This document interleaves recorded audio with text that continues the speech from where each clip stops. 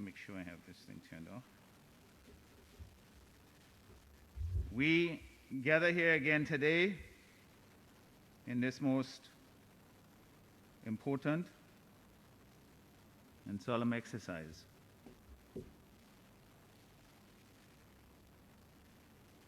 Madam Speaker, I listened very intently yesterday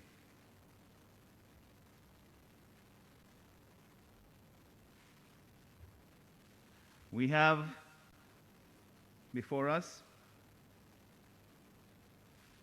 what purports to be a budget that charts the way forward.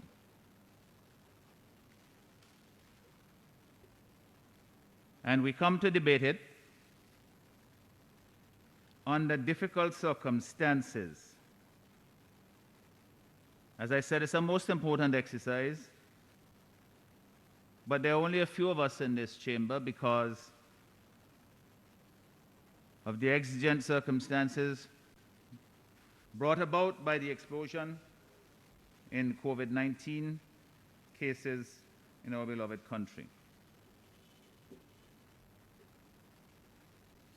Some of our members can't come in to be a part of this important exercise.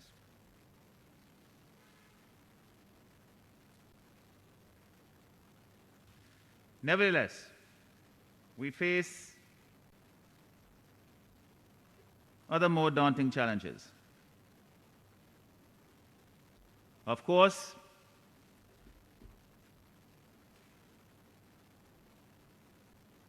most of the people in this country, anybody objectively, would know that the most important challenge facing us as a nation is the COVID-19 pandemic. That is so perhaps for every country, practically every country on the globe. But added to that, and the Minister of Finance mentioned it yesterday as well in his opening remarks, so I agree with him in that respect. We have the threat of the volcanic eruption, which I saw in the paper recently. Dr. Robertson was warning that it could erupt without warning. Let's hope that doesn't happen. We have higher than usual rates of infection and death from dengue fever, which the WHO has categorized, PAHO, as a preventable disease. I believe there are 8 dead. If there are more, tell me, including children. That is so sad, Madam Speaker, and so preventable. In the budget, there are measures that the Minister of Finance has indicated that will be put in place to ramp up fogging and all the various other things that can be done to eliminate the vector for this disease and also to create conditions around the communities that would reduce the breeding of the mosquito that spreads dengue fever. The pity this wasn't done earlier, Madam Speaker. One death is too many. And this is really new territory for us, sadly, here in St. Vincent and the Grenadines.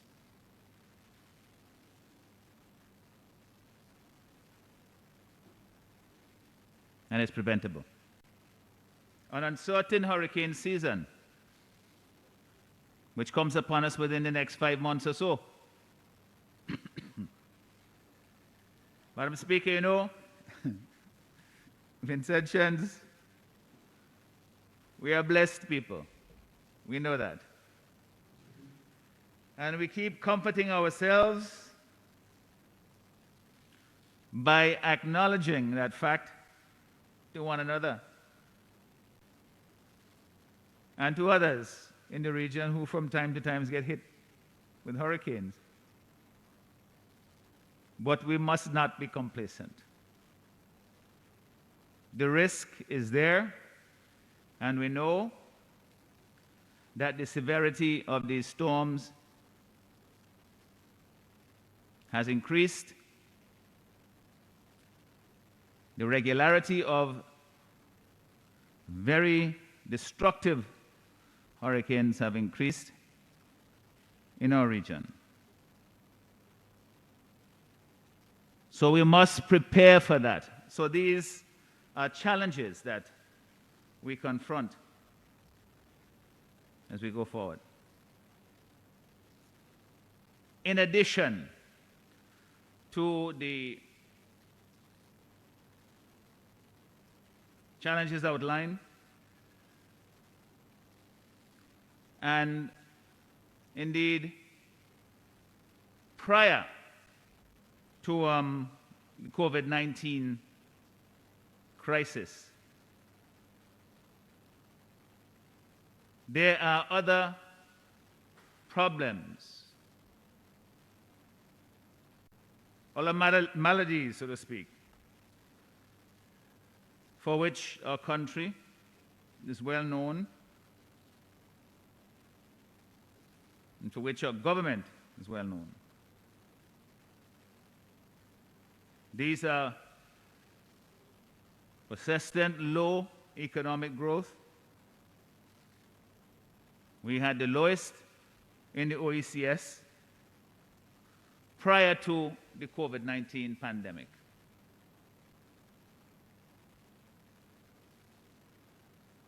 This has been a serious challenge for the government and people to overcome.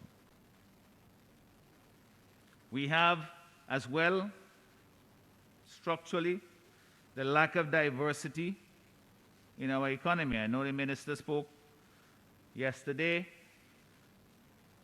about, and also during the estimates debate, the relative diversity of our economy compared to those of the other countries in the OECS. That may have been a factor in what he considered to be our better performance economically during the crisis. The long and the short of it is, our economy is very dependent on tourism, growing less so on agriculture, and very little else that generates value added and wealth. We also have a limited capacity, Madam Speaker, to resist and recover from external shocks. Growing poverty is another problem, and I will speak more about that a little later in my presentation. So we have growing poverty in the country. We're a poor country, we know that. Never mind the characterization of upper middle income. We have growing poverty, including indigent poverty. That is the poorest of the poor. Chronic high rates of unemployment. In fact, the unemployment situation in the country got worse since 2001. This is according to the IMF report, when the unemployment rate back then was high, at I believe 20.9% or thereabouts. But by 2017-18 it had become even higher, 26%. And for young people, it was 46%. And this is, I'm talking here pre-COVID. The situation is worse now. We have unacceptably high levels of crime. 2 homicides already this year.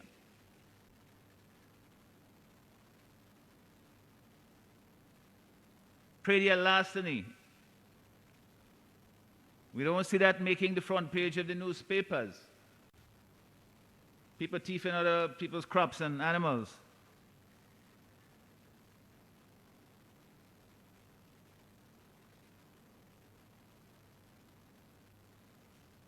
It's endemic.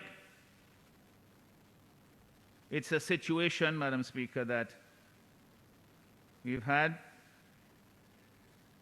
and continue to battle with because no effective remedy has been found. In fact, a gentleman called me a couple of days ago from North Central Windward about this problem. Said he went to his land, he got there a little too late, I suppose, because they had already slaughtered his animal, skinned it, and all he had was what he couldn't use. This is an all too familiar story. We have as well as a persistent problem the lack of opportunities and an enabling environment for the flowering of ideas and the nurturing of entrepreneurship, especially among the young people. I know there's a lot of lip service that's paid to this. But think about this, Madam Speaker. I'm talking here, broadly speaking, about our condition, our structural problems, if you like, within the country. And these preceded COVID.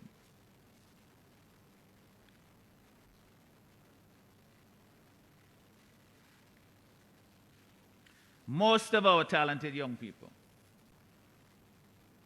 when they go to university and they come back, they want to find a job. Many, if not most, of the brightest, they go to work for government because it's secure, pays relatively well compared to many of the private sector jobs. It's quite the reverse from many of the advanced economies where the opposite is true. I recall when I qualified as a lawyer in Canada, I went to work for the Department of Justice. It's a government institution. We call it the largest law firm in the country. But my classmates were making a hell of a lot more than I was. But it's a choice that I made then. And many of our young people, brightest and best, for them many of them, the obvious choice is you go to government service and you get a good paying job and you are secure pretty much for the rest of your career. But then that robs the economy of the entrepreneurship and the drive to create jobs for the self-employed, to look for opportunities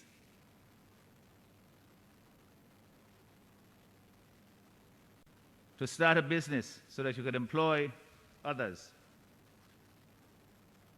That is what drives economic growth. That dynamism, that entrepreneurship, which we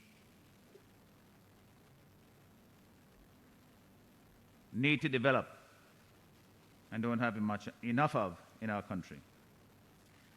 Since the emergence of the COVID-19 pandemic, as everyone would expect, all of these problems have gotten worse. To be honest, you couldn't always tell from the way in which this budget is presented. There's a lot of talk about the calamity and the terrible things that are happening. But as I will address as I go forward, you will see many of the same things in this year's exercise that we've become accustomed to over the years. So since the emergence of the COVID-19 pandemic, these existing vulnerabilities and inequities in our society, in our economy,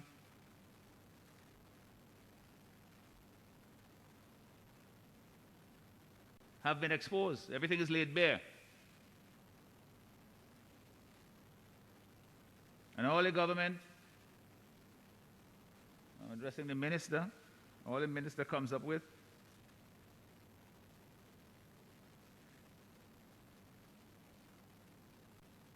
in the guise of solutions are short-sighted initiatives, plaster for stores that need heavy bandaging, rather than having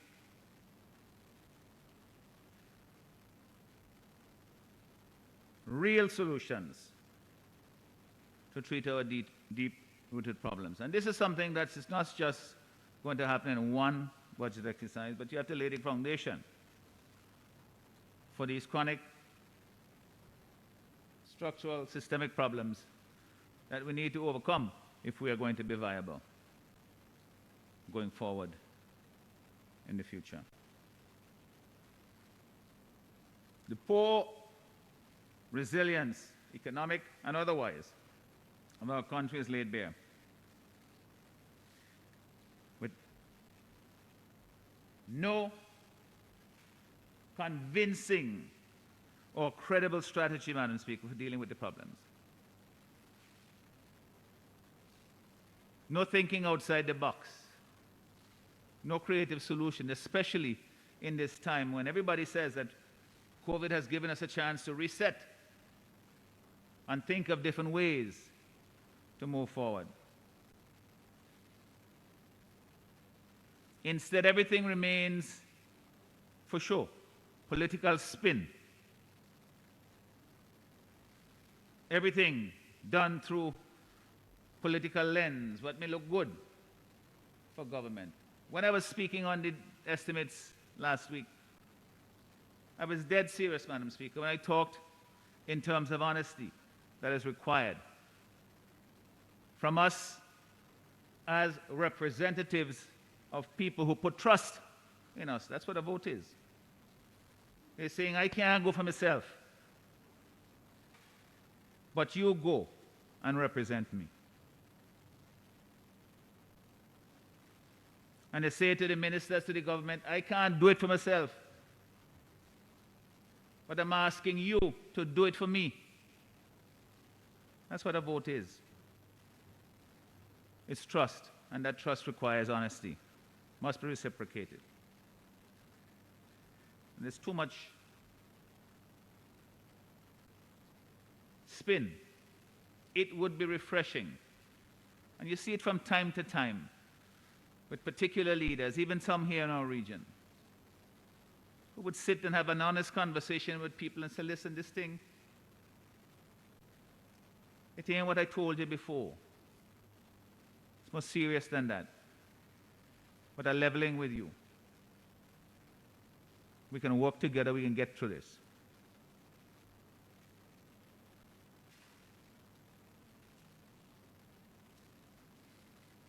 What we have, again, continuing, is a lack of support at this critical juncture. A lack of support for the private sector. And as we know, this is very much in keeping with the history of this government. It's an orientation which they have tried to shake in the last few years, but old habits die hard. One which says that essentially, almost that the private sector, and especially the domestic private sector, and government are in competition to see who can shine better, who can create the growth and the development and take the credit for it. Or it may be even more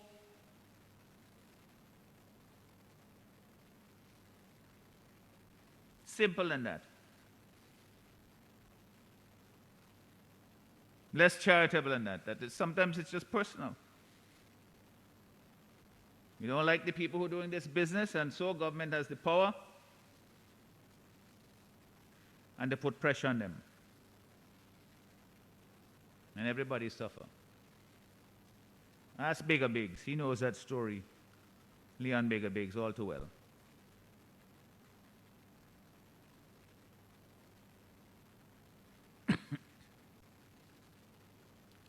I'm speaking, keeping with this, we see that at no point has any incentives been provided to the private sector. I'm just here reflecting on the response to COVID. To maintain employment,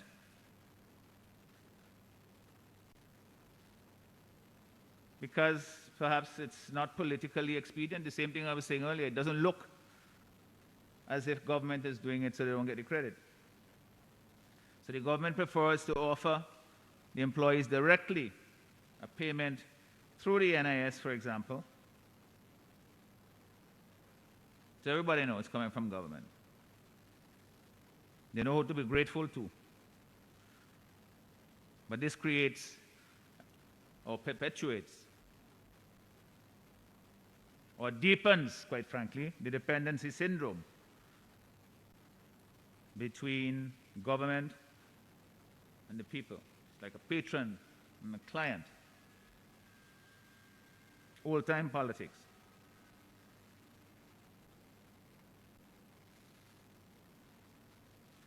Again, Madam Speaker,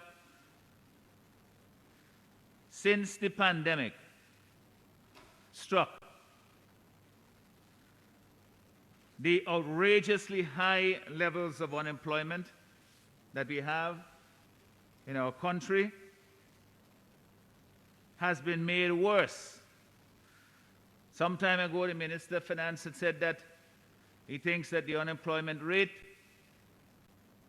may have gone up by an additional 10% or thereabouts because of all the people who were laid off. We heard last week in an answer to the question about the number of businesses that have closed and persons who have been laid off. At over 500 businesses. And thousands of employees have lost their jobs. How much?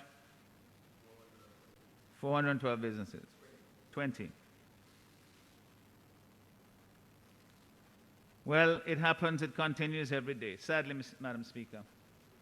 And I see it in my own community. I'm sure all members, especially those who are in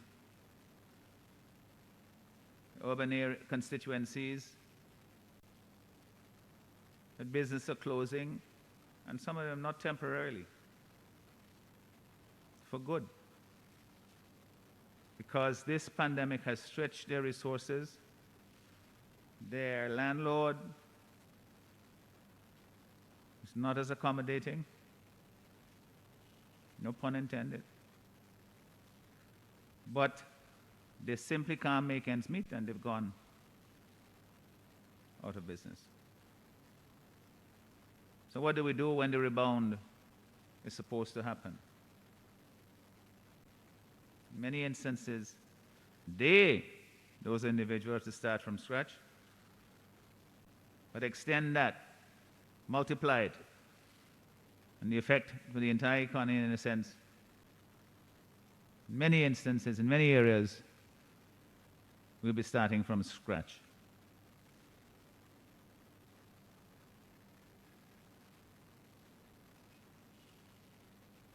We have, Madam Speaker, again since the emergence of the pandemic, unnecessarily high exposure of indigent, that's poor people, dirt poor people, of the elderly, the most vulnerable segments of our society, to the worst effects of the pandemic. It may not be getting sick and going to hospital, but it's the pain of 1,000 cuts, of not being able to provide for your family, for yourself, the necessities of life. And these things have been made worse, Madam Speaker, as I will articulate a bit further as I go on, by what I would regard as, and I think most people in this country, as a timid and ineffective response by the government to the pandemic. Today, our people are in a state of heightened concern and downright anxiety, Madam Speaker, over our situation. I spoke about the volcano. That's a particular anxiety, especially for the people who are in the red zone up north. But all these other factors I've mentioned add to the weight upon their shoulders, to the anxieties they feel at night, or when they ought to have a quiet moment, it overtakes them. Meanwhile, Madam Speaker, the government appears to be on cruise control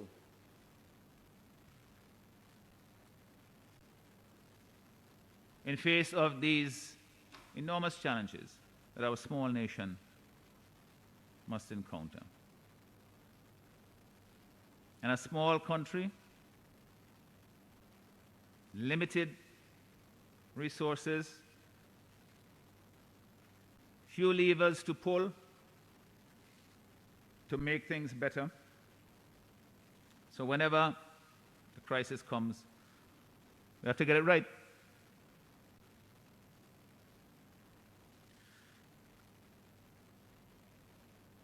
We have to be creative, diligent, sure that you understand the problems and we're working through them.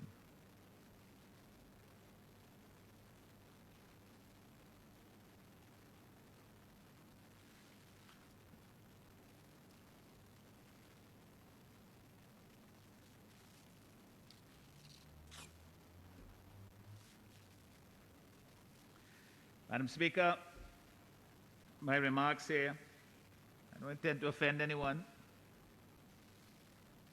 but they are intended really to help the situation. That's how I see my role. Not to get you a pat on the back, except when it's deserved, but by bringing light to what is wrong with the budget and to show a better path forward. That's how I see our role here on this side of the House.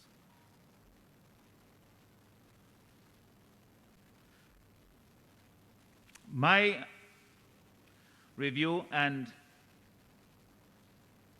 that of my colleagues, because we've discussed this, many of the themes that I speak here recur in our discussions. My review of the estimates and the budget reveals a lack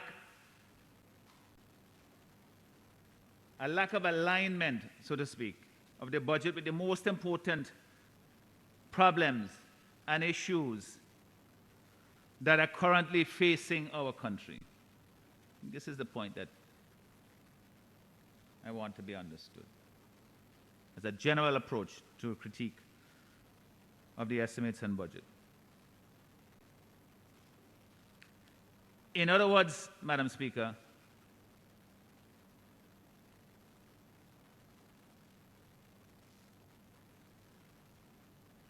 the budget it's not one for the times. It doesn't fit the circumstances that we're living in. It fails to adequately and proactively, as I said earlier, show up our resilience. And what makes matters worse, as I will show a little later, is that the government doesn't care, or certainly doesn't show that it cares, about financial accountability,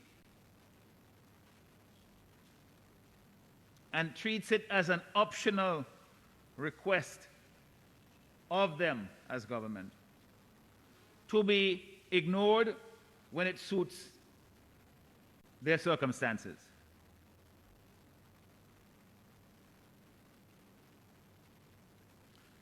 Madam Speaker, one of the things that also comes to the fore at this time in the preparation of the estimates and informing the budget is the complaint I hear from various sectors of the society is that there is little consultation, and put it more bluntly, there's no effective or meaningful consultation during the budget preparation process. Year after year, you hear this? The government, yes, they go out and they meet with various sectors or various institutions, business institutions, farmers, but it amounts effectively to a time-wasting exercise for many.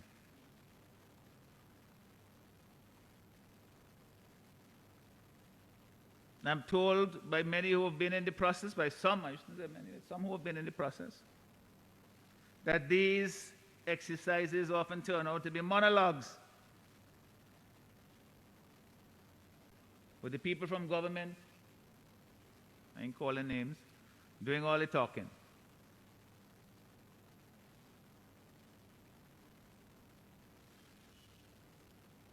And to show or to confirm, to underscore the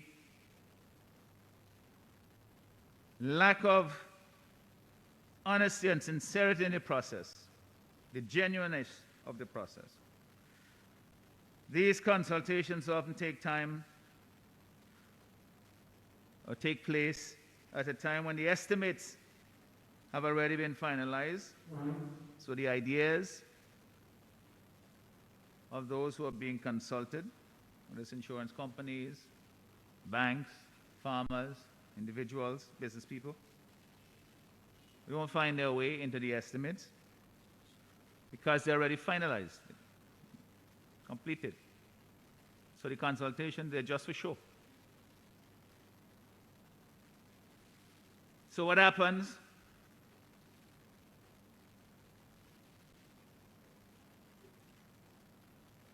No resources are allocated to the initiatives or the concerns of those who are consulted. They don't actually get,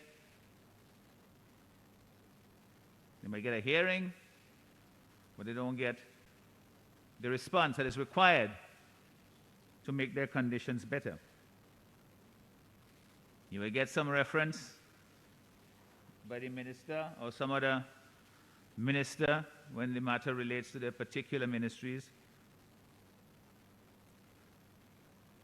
of some of the points that might be raised in these consultations.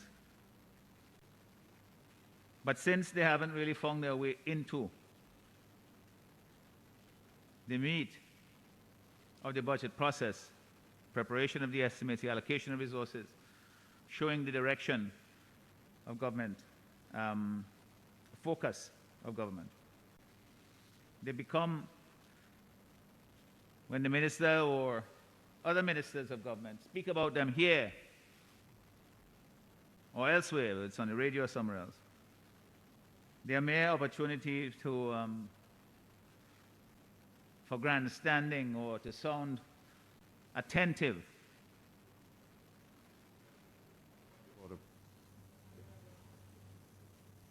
Deputy Prime Minister. Madam Chair, I think the leader of the opposition is misleading this honorable House. I've been around and I've seen this government interface with a number of institutions and organizations, particularly with farmers' organizations, where recommendations were made and would have been inputted into the budget. A case in point. Just a minute. That is sufficient for Thank the you very point much. of order. Honorable Leader of the Opposition. Madam Speaker. Madam Speaker,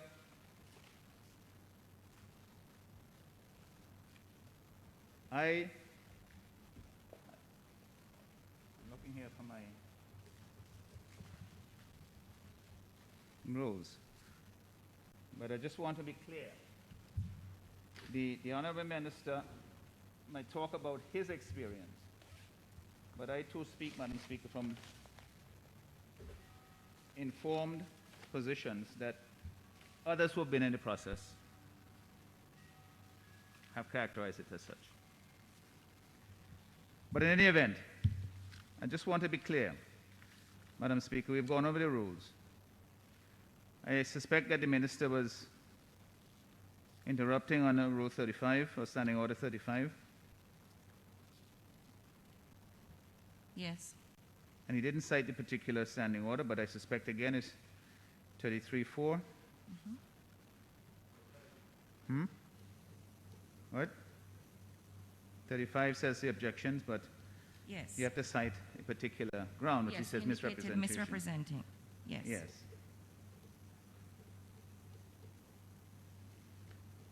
That is to be applied by the member who has spoken before if he says that something in his speech has been misrepresented.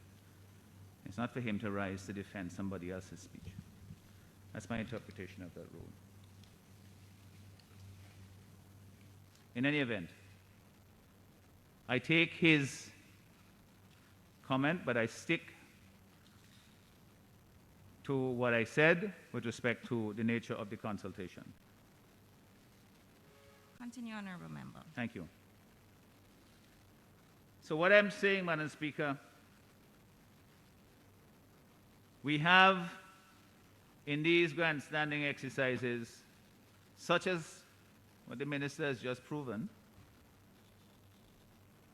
in Rising, the sound and fury, to use the biblical term, essentially signifying nothing.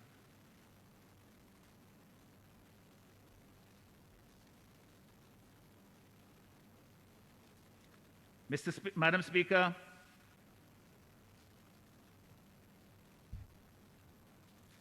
all the while our people are hurting.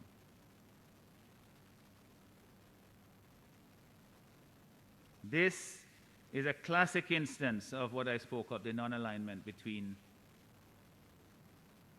what the stakeholders expect and what the budget process delivers.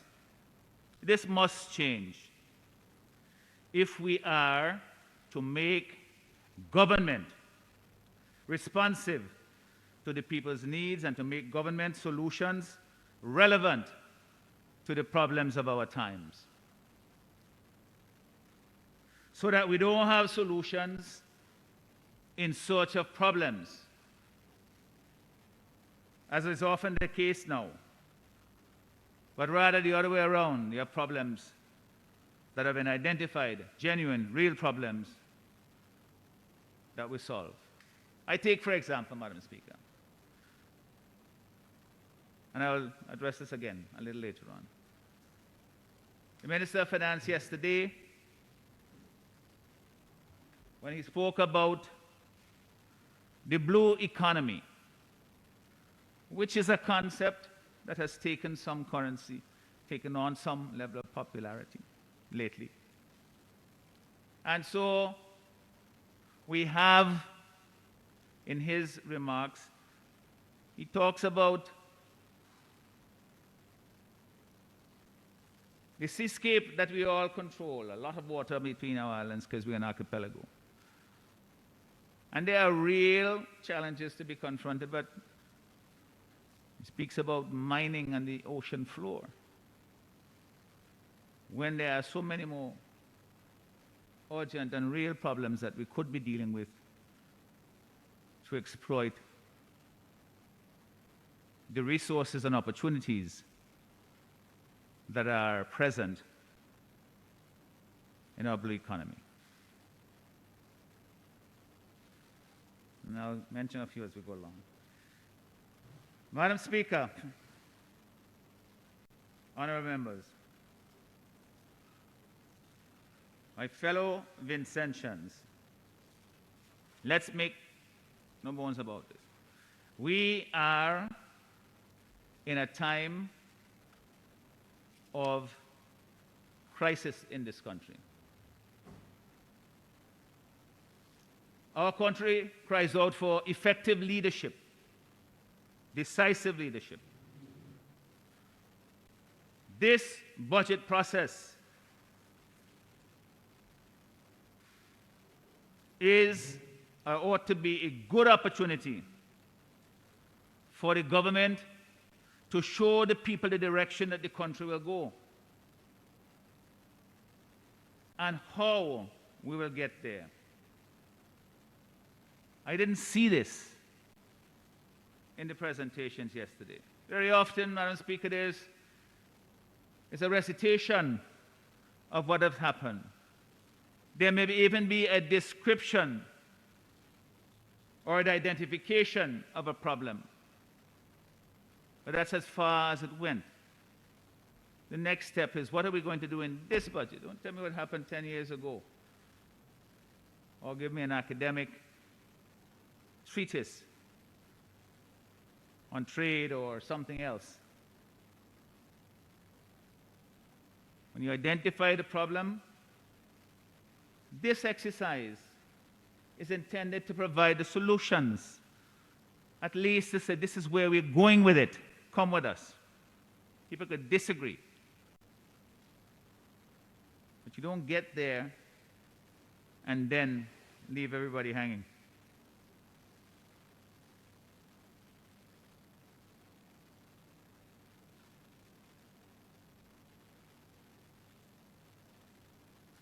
Madam Speaker, this budget, as presented yesterday, it fails to reflect a proper understanding of the current crisis and fails to point the way out of it. The COVID-19 pandemic, we've all agreed, biggest problem. The world hasn't seen anything like this for a century. But in some countries, the way in which the governments have responded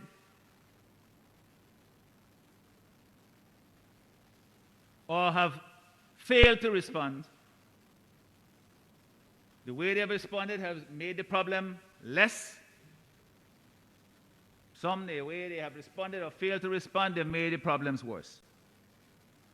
I believe we fall in the latter category, Madam Speaker.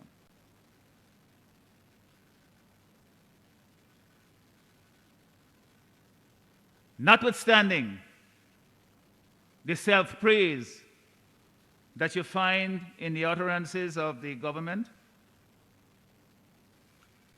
or what is in the estimates, what's in the budget yesterday, but rather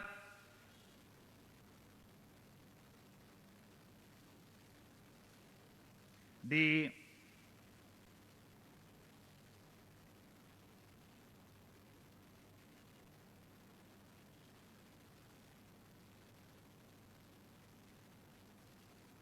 government basically has, as I said in the question I asked last week, dropped the ball and made the situation worse in St. Vincent and the Grenadines. And I'll make reference now to specific reference to the budget. At page 5, the minister said,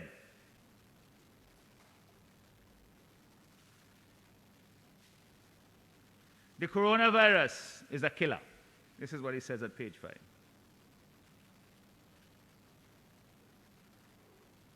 The COVID-19 pandemic that we face today is a destroyer of lives, livelihoods, and economies. And he goes on to talk about the numbers globally. The United States, over 400 people have died. 400,000 people have died. And then he comes to describe the situation in St. Vincent and the Grenadines. The fallout, he says, has been tangible. Businesses have closed, and I'm quoting here from page 5. Jobs have disappeared. Our sense of normalcy has been upended. The very fabric of our lives have changed. We now shop differently, dress differently, greet differently. We travel, work, worship, and celebrate in profoundly different ways.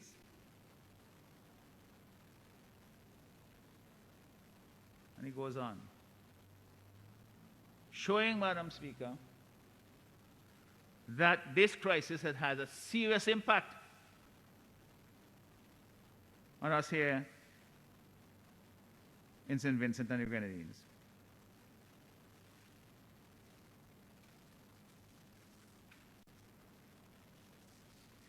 He goes on, and we can all acknowledge that. That's a problem that I talk about, that identifies the problem. Then on page 6 to page 8 of his statement, he said that the government introduced the recovery and stimulus package.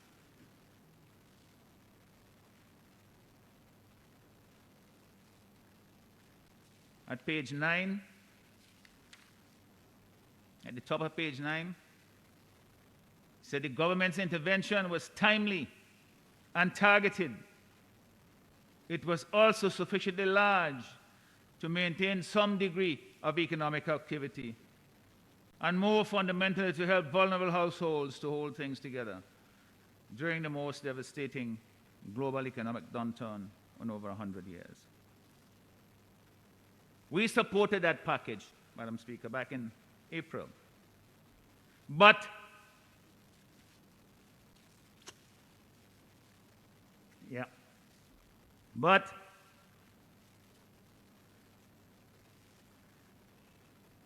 what is remarkable about that statement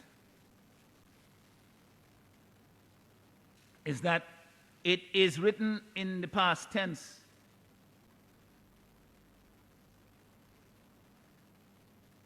The government seems to have come to the conclusion that we have done this thing for you. And if you look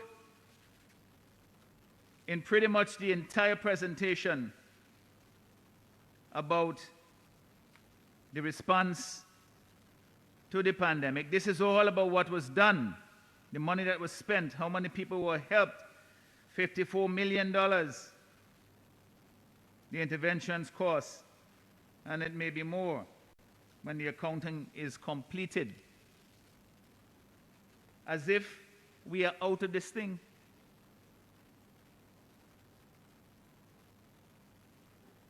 The richest country in the world, the United States, right now, they are grappling in their parliament, their Congress, with the largest stimulus package since the pandemic. And the question is $1.9 trillion, whether it's enough. Because even though they've started vaccinating people, and even though there has been tremendous input from government to keep a certain level of income coming into most households, it has not been fait accompli. Things over. So you read, Madam Speaker, what is here, and we go on to say whether all of this stuff that we've done, which we supported, and the government got money and grant and aid and concessional financing to help to finance the programs.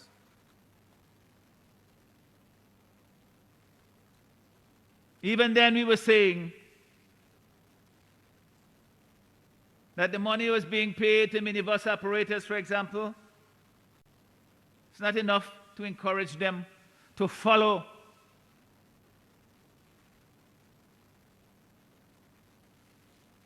the mandate, to put it strongly, or recommendation of the chief medical officer as to how many people should be in a van. Because you hear so many stories that even though you should only have 12, sometimes they're more. And what is driving that? It's not a lack of fear of the virus. It's a lack of fear of losing their van, that they can't meet the bank at the end of the month. Because the resources have not, from government, have not made it easier for them to follow the restriction. And I think they should follow them.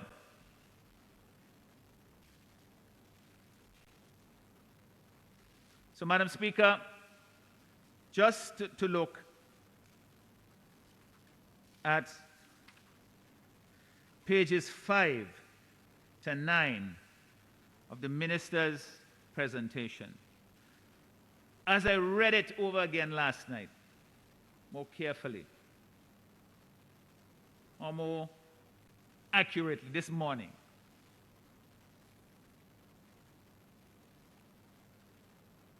it kept coming back to me that this, it kind of misses the point. Because we debated all of this stuff in the supplementary estimates last year. That's all on the record. We have had publications put out by the minister and by other organs of government about what was said, what was done during or by means of the recovery and stimulus package. So the articulation of it here is useful for record's sake, and maybe it's intended to be a kind of a bragging rights kind of thing, to say, look how much we have done for you.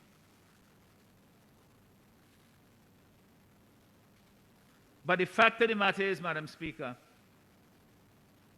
It is the most glaring example of what I said earlier, which is to say that the minister identifies the problem. I don't see where he indicates how we're going to go forward from where we are today, because when he described the problem,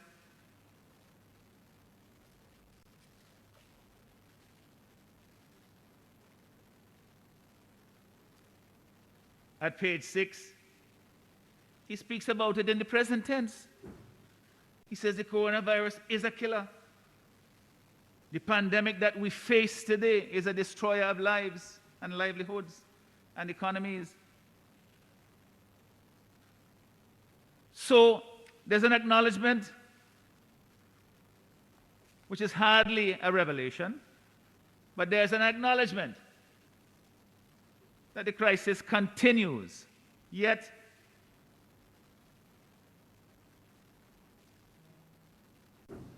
we have no direction forward other than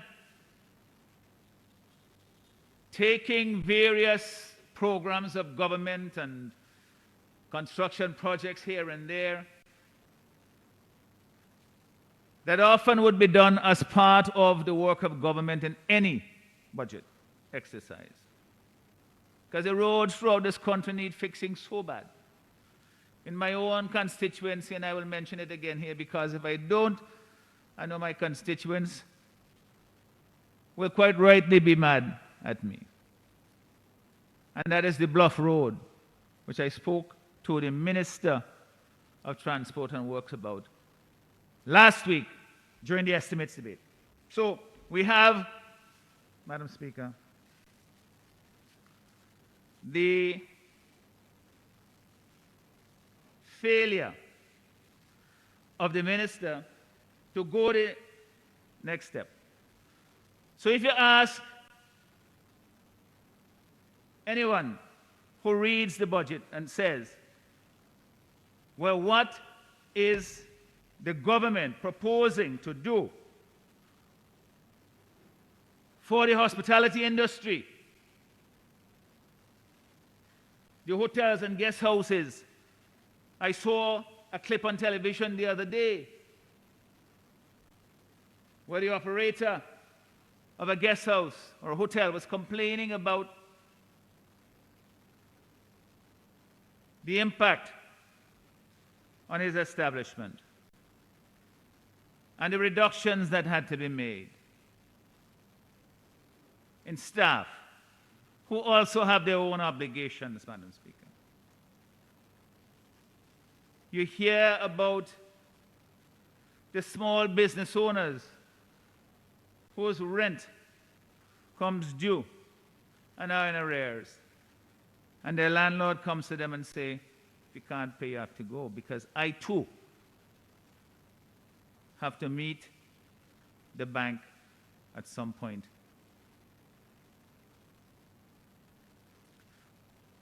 But it goes even deeper than that, even more basic than that. You walk along the streets of Kingstown now, recently, this month, you could find, if you're driving, you could find parking almost anywhere.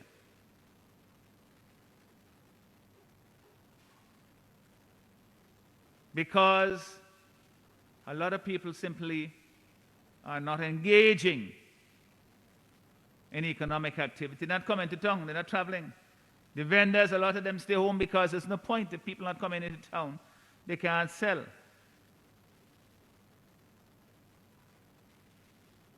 The taxi operators, I come up on the ferry almost every day,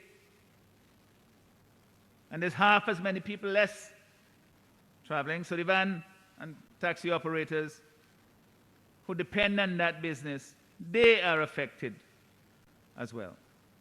So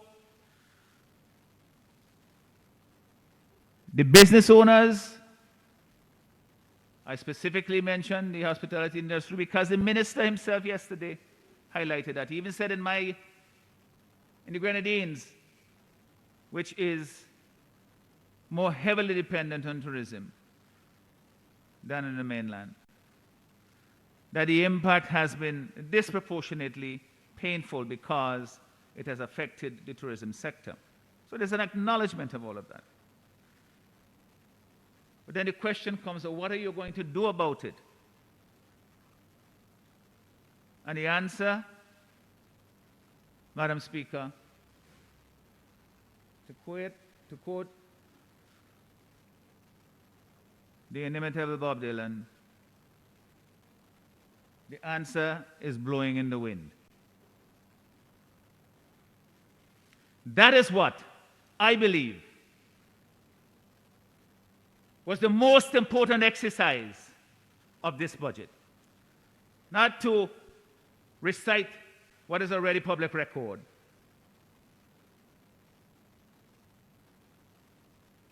not to praise about the numbers, how many 54 million, and it might be more, that we have assisted so much, so therefore be grateful. But how do we go forward? Because people, Madam Speaker, are still hurting. In fact, with the explosion that has taken place recently in the COVID-19 crisis, brought on, Madam Speaker, by the lack of attention, the pig-headedness, in some instances, of this government in response to the crisis. That has made the situation worse, not better. So, when I see at page 9,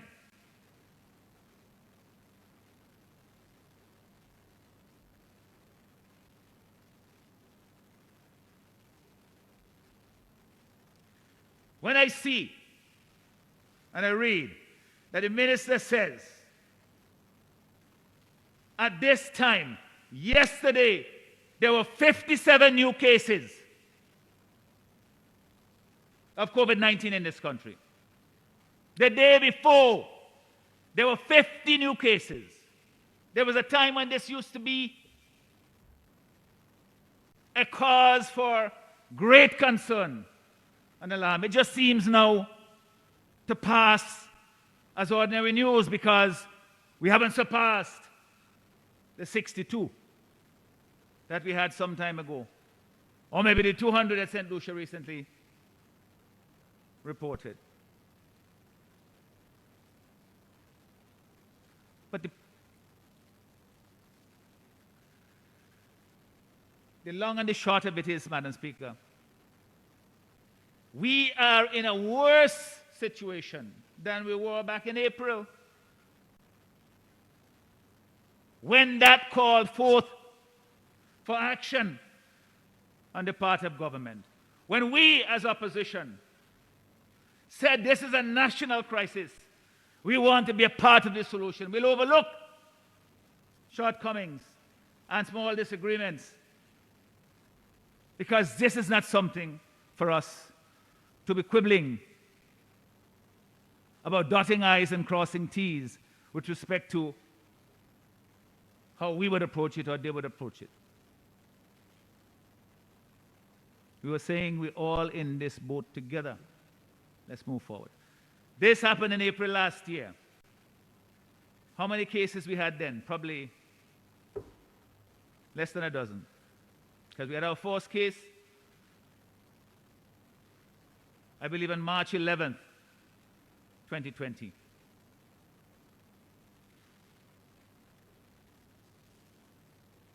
Our ports were still open, airport and seaports.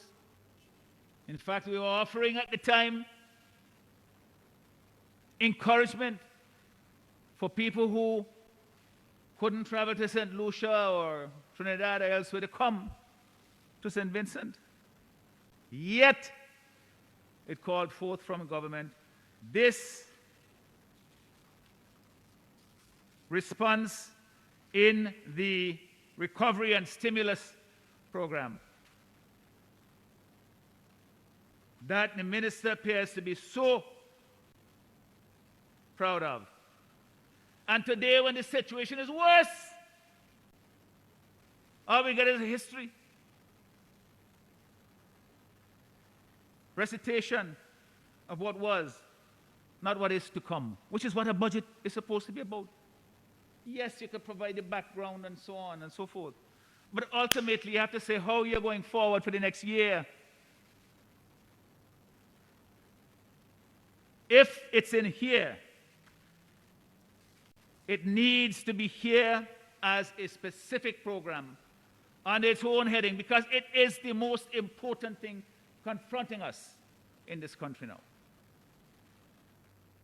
Don't tell me PAVE is part of the response. That you're building a hotel, so you're creating jobs, that is part of the response. Those things would have been going on no matter what. And a van driver, he ain't gonna go get a construction work down at Mount Wynn, out at Brighton. A vendor wouldn't be able to take that, benefit from that project either. A hotel or restaurant worker who is on half-time or laid off don't know how to run blocks. So, Madam Speaker, when I see all of this, and then I hear the minister says it is important, and I'm quoting him here, to remind honorary members that our relative success to date was by no means assured.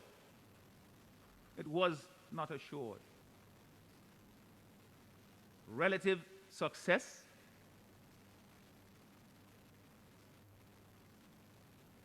Madam Speaker, today we have in St. Vincent and the Grenadines 1,008 cases in total of COVID-19 cases have been recorded since March of last year. Those are the figures I have. The only country in the OECS ahead of us is St. Lucia, slightly ahead, 1,141. They just had a spurt recently.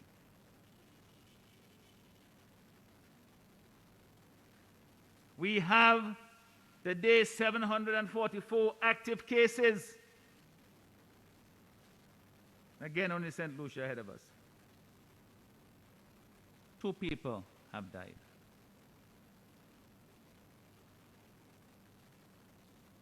(1,008 cases, Madam Speaker. It's a 10-fold increase, pretty much, from a month or so ago. When the Minister of Finance was in this House, trumpeting the success of the government in staving off economic decline, performing better than the rest of the region, reality on the ground was that this thing was exploding. We spoke yesterday of the plans of mice and men.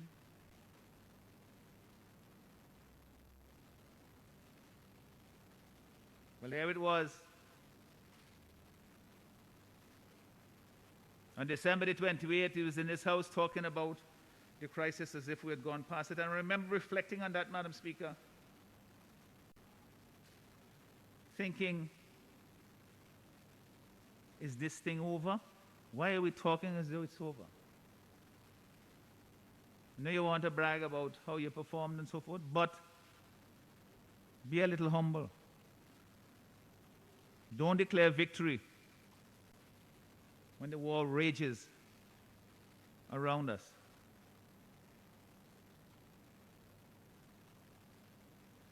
So, Madam Speaker, instead of talking about how we're going to go forward, the minister takes the opportunity to chastise some members of this honorable House who took to the public airwaves to predict tens of thousands of infections and thousands of deaths by this point. Who was he talking about?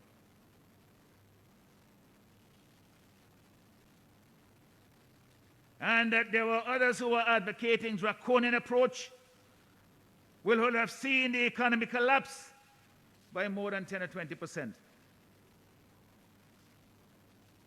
as we are witnessing elsewhere. But, Madam Speaker,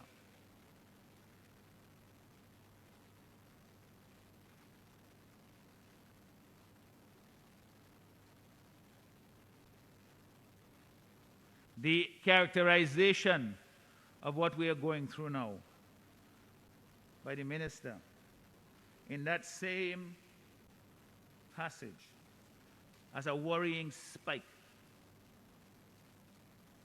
If you draw a picture of this, Madam Speaker, this is more than a spike. This has been going on now for over a month, and there seems to be no abating. If in the last 2 days we had 107 new cases, most of those, the vast majority, come from within the community. They say that according to the definition, we don't have community spread in St. Vincent, the WHO definition. And they make them change the characterization of it, the reporting of it, our situation in St. Vincent. But if you don't want to say we have community spread, as Prime Minister Motley has said in Barbados, irrespective of definition, we know for sure that it is spreading in the community. So let me call it that, spreading in the community. And it continues at a pace that is frightening, or should be, to anyone who have any common sense. And so we have to prepare, and the minister needs to go back to the drawing board and to tell the vendors, the workers, the farmers, the seafarers, the taxi operators, the van drivers, small business owners, when somebody who owns a barber shop, a hairdressing salon, says, what am I to do? How am I going to get through this? The answer shouldn't be dead silence, or it shouldn't be you're on your own. These are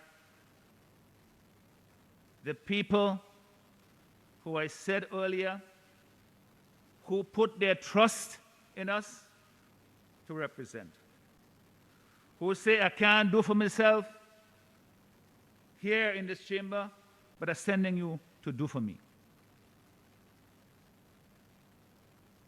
I want to make that plea here. And I know they're going to say, well, you talk about the deficit in the budget, $50.7 million. Well, the minister talked about it himself too. He has it in his document. Or you're going to say that the government broke, as I said in my remarks on the estimates, because that is what the figures suggest. So how you expect us to help people? Well, the fact is, the government is spending. It's a matter of priority. It's a matter, Madam Speaker, as I said so long ago, of putting the money where the pain is, not where the paint is. Buildings that are not necessary for promoting growth and development can wait. But people, every day, They call me, Madam Speaker. They come to my office, and I'm sure the minister himself would experience that.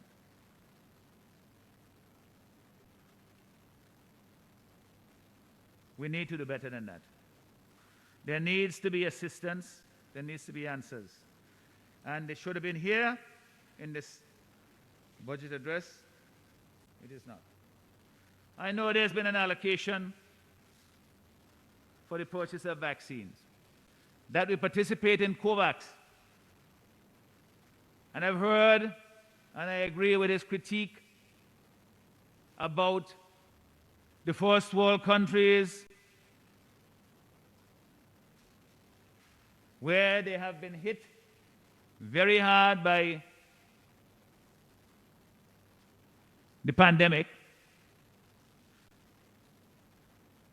are taking most of the vaccines for themselves now. And so we come somewhere down the line.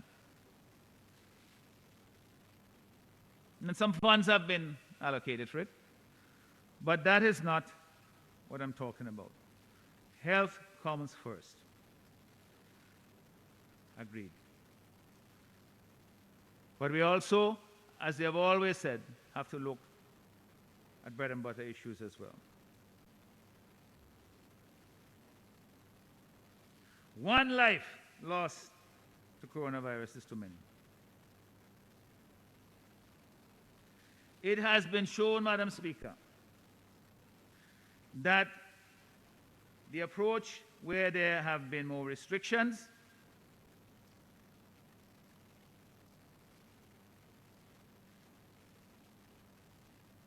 it has in the long term been better for the economy. This is a critique of what's happening in the US. That the idea that you can continue to have business as usual when people are dying or getting sick or fear both is a false dichotomy. You can't have one or the other. They both are intertwined. Just look at it here. Tomorrow in Barbados, they're going to a lockdown. We don't have a lockdown here. But the people have taken their own decisions that they're not going to participate. So the effect is ultimately the same.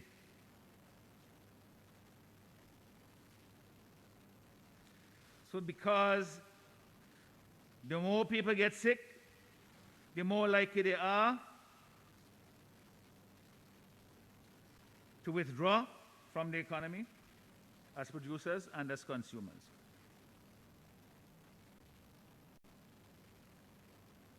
In other words, a contagion such as COVID-19 adversely affects the economy immediately.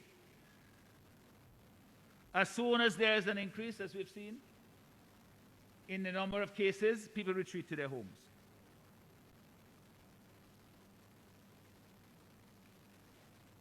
So why would anyone want to allow the virus to reign in our country, to continue to spread as though it is of no concern?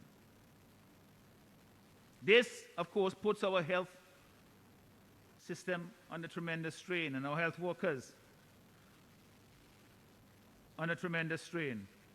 Those frontline workers, we must take our hat off for them because they are bearing the brunt of this. And they have to be appreciated for all the efforts that they're putting, and we hope that they continue, irrespective of the shortcomings, to do their best to keep themselves safe and the rest of us safe and well.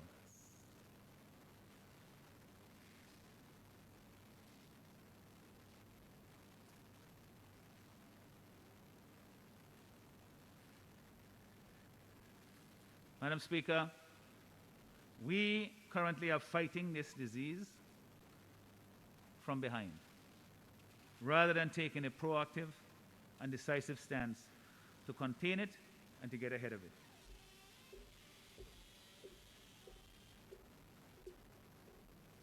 Members of the government, they might be cautious and concerned about a lockdown or restrictions on businesses because they know and fear the rampant and rising poverty in our midst, the extremely high unemployment. As I said earlier on, it was bad before COVID, it's worse now. And given that the government has dropped the ball, and COVID-19 is spreading throughout the communities, all communities, this is what the medical people say now, all over the country. We can expect the situation to get worse going forward.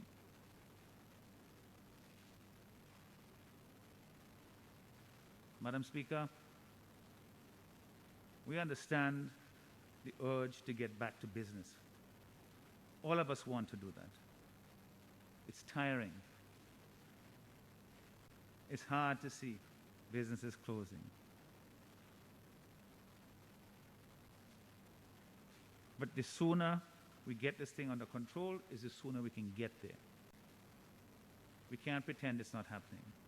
It would be better to miss a meal than to lose a life. We want to minimize hardship. And the only way to do that is to bring this crisis under control as quickly as possible. The current approach of this government appears to be, you do as little as possible, and you hope for the best. We have been fortunate for a long time. Quite frankly, people have been complaining about the way in which the protocols have not been enforced and continues to this day. And worried that one day it will catch up with us. And it has. The current approach of doing as little as possible and hoping for the best is a recipe for disaster. And Madam Speaker, that is what's on the menu before us now.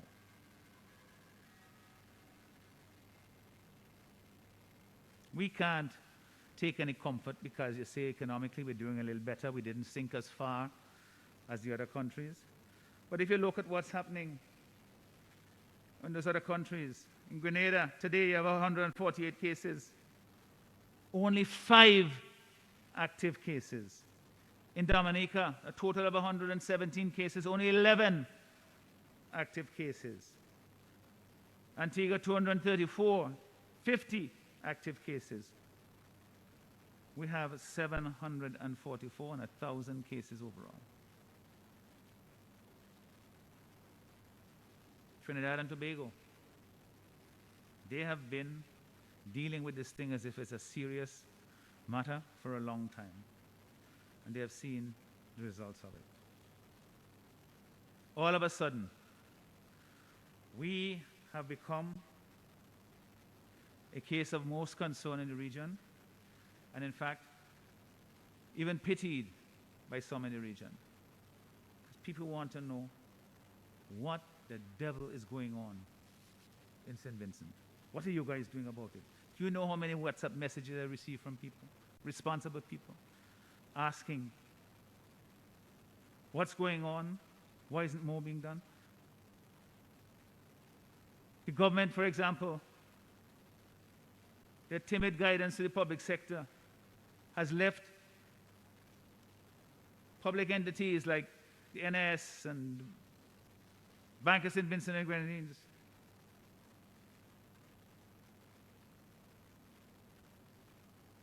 afraid to operate even in a rotation system for employees.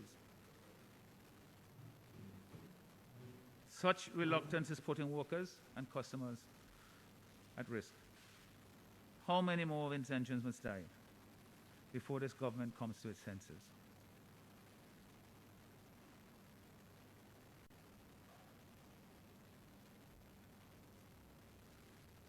We talked about the economic impact and what needs to be done.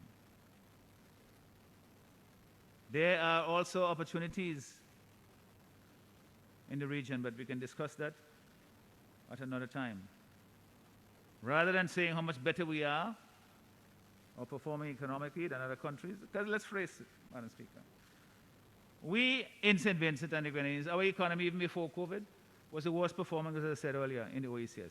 In 2019, the growth rate was 0.49%. That is before COVID. So when we talk about, economic performance, Dominica was recovering from 2 hurricanes, and they were growing much faster than we were. So in that situation, a boast that you didn't decline more than others, first of all, it's misplaced. We should be looking at opportunities for us in this crisis to deepen the integration movement within CARICOM and within the OECS. And there are opportunities to do that. But as I said, we were already pretty much at the bottom. So the quote, Bob Dylan again, he said, when you ain't got nothing, you ain't got nothing to lose. One of my favorite songs, like a Rolling Stone. This is a tale not of the mighty minister charting a course out of a storm, but rather a tale of mismanagement and incompetence. It is little wonder that we are overtaxed, that we are the worst performer economically in the OECS in normal times. We cannot deal with the economic problems, as I said earlier, without dealing with the health risks. As the virus spreads in our country, so too will economic hardship and pain. Other countries in the regions with less serious outbreaks have been decisive in their responses. They have restricted movement into their country and within the country because they understand that the virus spreads more rapidly.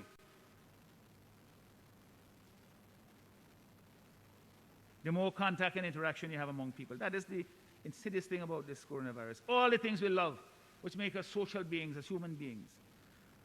Shaking hand, hugging, touching one another as a part of friendship, as community. That's the highway upon which it travels. So for a time, not forever, we have to break those things.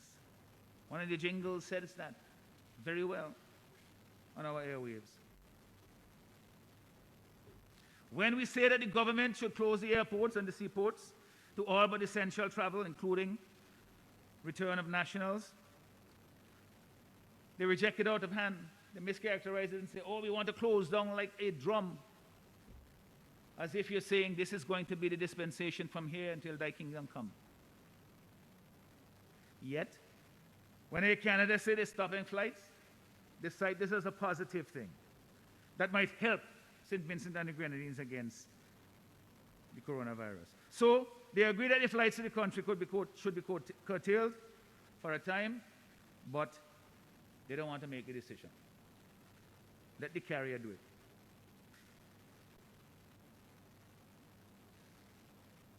They note with approval that many businesses in the country closed over the COVID holiday weekend that was declared some time ago, acknowledging that the closure was a good thing for fighting the spread of the disease at that time. Yet, there was no mandate to close. So when you had the holiday on the Friday and the Monday, on the Saturday and the Sunday, people went about, many people did business as usual.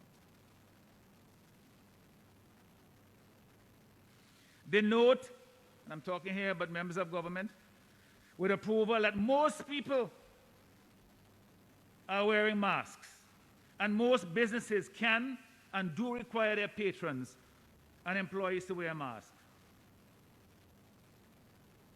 They note this. And in doing so, they acknowledge that the widespread wearing of masks will slow the spread of the disease. It's a good thing to do it at this time. Nobody likes wearing a mask. I have to keep pulling this thing up all up and down. If you break your leg and they put it in a cast, it's uncomfortable, but you don't take it off before it heals.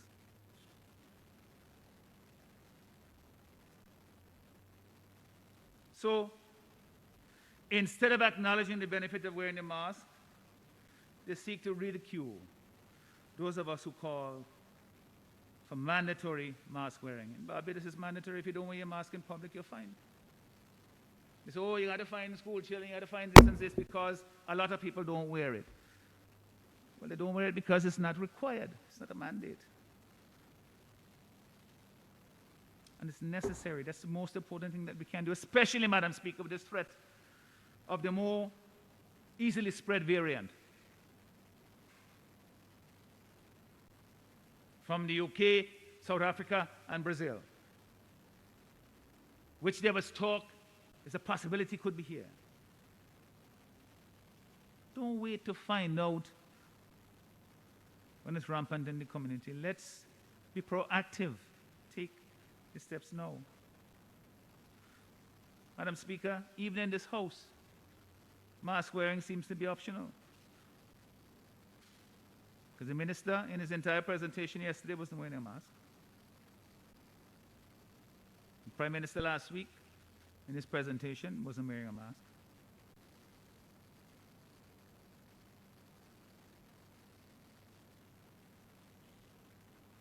In fact, I remember Senator Francis actually made fun of me last week when I asked to take a luncheon break at 12:15, which is in a normal case after 3 hours in the morning. Normally we start at 10, we take a break at sometime after 1. We started at 9, so 12:15 was a good time to take the break. And I did say that yes, having the mask on for 3 hours is uncomfortable and it would be nice to take a little break. What's wrong with that? He said that shows his contradiction.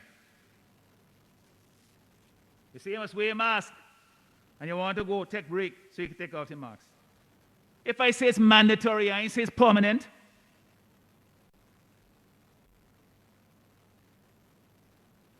It's necessary.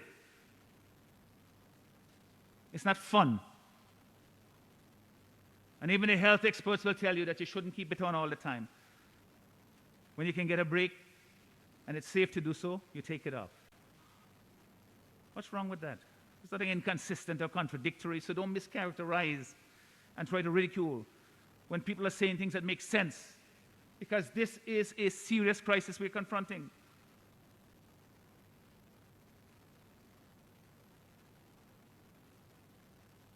And for the record, Madam Speaker, last week I spoke about the possibility of using schools or a school as a temporary isolation center. And I'll speak a little bit about this because this is a serious matter. The Prime Minister and Minister of Finance rejected the idea out of hand and basically said, I don't want school to reopen. I mean, how do you go from saying, if you have the schools now that people, the buildings are empty because they are not at school. Right now, quite frankly, they are being asked to prepare the schools as places of shelter and refuge in the event of a volcanic eruption. They're doing that right now as we speak. Individual schools are being asked to do that. So it's not that far a step to say, well, listen, if you have a crisis situation where you have people who are tested positive, they have no place to isolate, why not use it? I mean, China built an entire hospital, field hospital, that housed thousands of people in a matter of weeks. In New York, they converted the Javits Center in a couple of weeks, a few weeks. Massive center to make it into a field hospital. We're not saying we could do that on that scale, and we're not asking to do that. We're simply saying you could put up some dividers in the school, add a few bathrooms, and then people have a place to go until you could find some place that is more suitable. It's been over a month since we had this outbreak. You want to tell me that you couldn't have done that during this time? If you had thought about it, or if you were serious about it?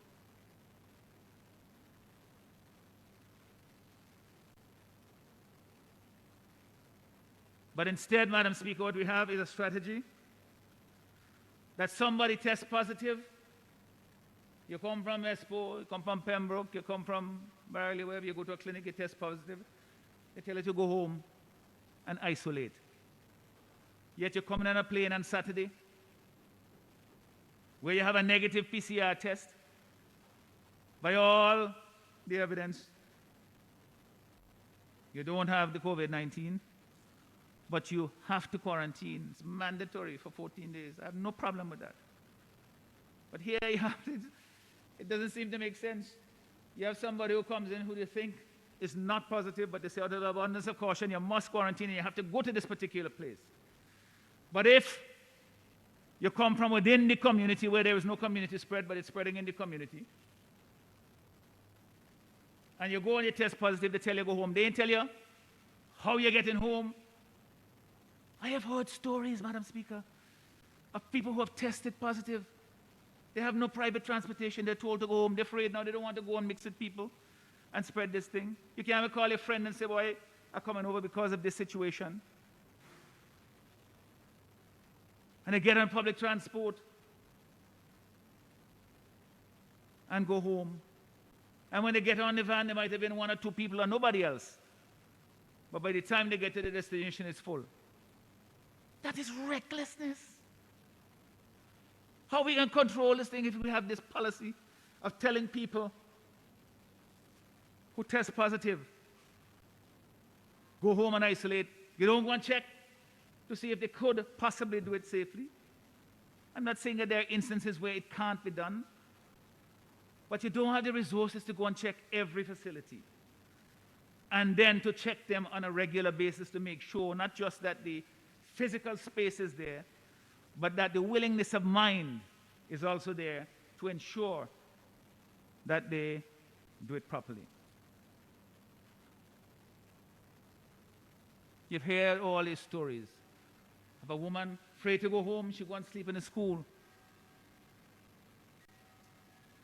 in the South Central Windward community area.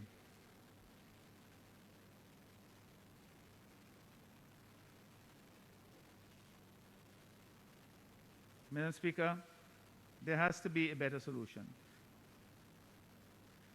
This government seems to think that no matter the numbers, they continue to rise. They don't seem to be at all concerned. Minister says a little spike. It's worrying, but it's not anything that requires any different action in the part of government. So long people are dying, they seem to be saying that we can ride this thing out.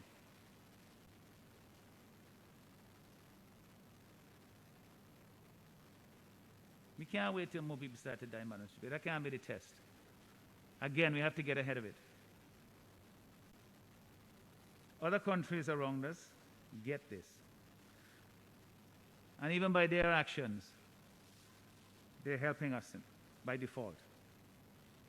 As I said earlier, from tomorrow, Barbados government is imposing temporary lockdown for 2 weeks. They're sending, this is the other thing, they're sending people out in the community to find out how much spread there is there. Because the earlier the detection, the more lives you could save. But more than that, you can identify where the spread might come from and contain it.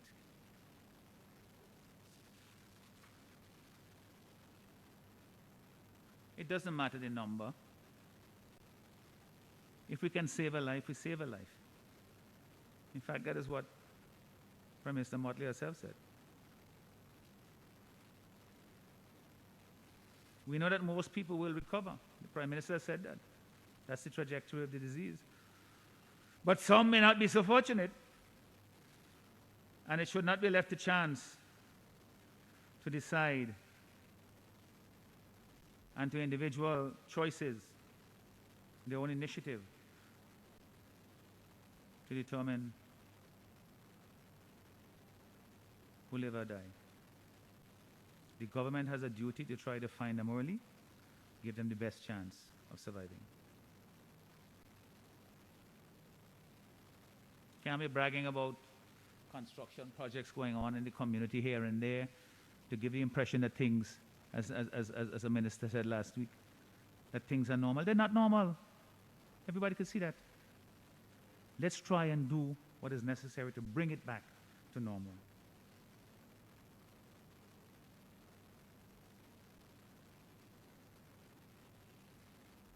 Madam Speaker, I recommend that immediately we close our air and seaports to travel, except for essential travel and returning nationals who can get back here. And it's be done for a limited period, starting with 28 days. Let us get control of the spread of the disease in our communities. We can't be compounding the problem every Saturday when a flight comes in with 100 or 200 new people. You have to test all of them. You have to quarantine. Our testing has fallen behind. We've heard stories of people waiting 10, 12, even a senior police officer complained about the backlog in the system. I know people who are quarantining, and the health officials simply don't have the resources, the time to do the kind of follow-up that they need. So why compound it by having more people come in that are not necessary to come? Compounding the problem. Let's take a pause. Get a control of the situation like before the Christmas season when life had pretty much returned almost to normal. And I don't agree with the characterization of the minister to say that during the election campaign that they wanted to campaign in a certain way.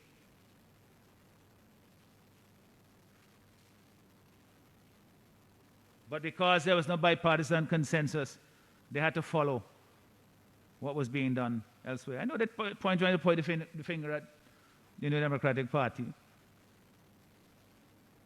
But that's all nonsense. Again, finger pointing and all of that ain't going to solve the problem. The fact of the matter is we had the election campaign and there was no community spread.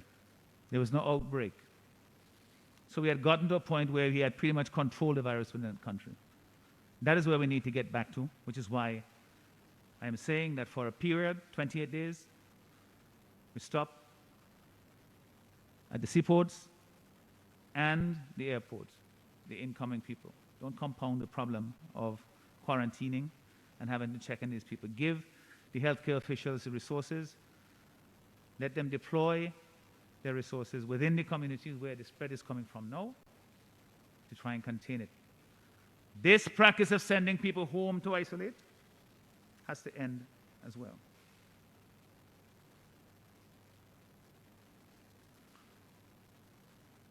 We must provide adequate facilities for isolation of positive cases in specified facilities.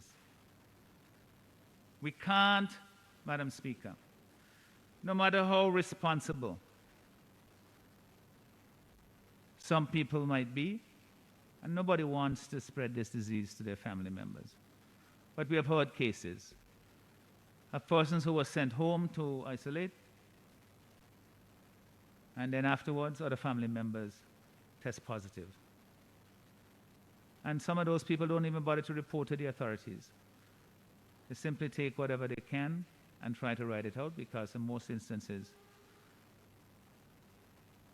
they can do that, but it's unsafe because a test is necessary to ensure that further spread doesn't happen. Sending people home and not even checking to see how they get home in a safe way or whether their homes are safe.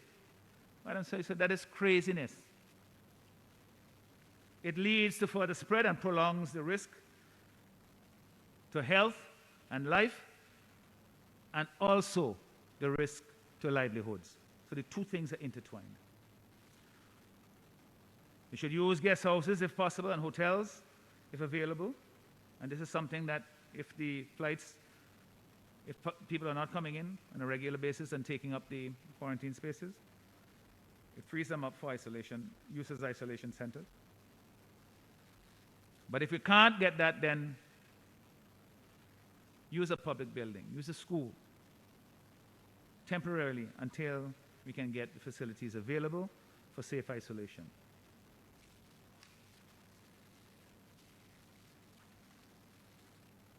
Madam Speaker, I wish now to turn to other aspects of the Minister of Finance's budget.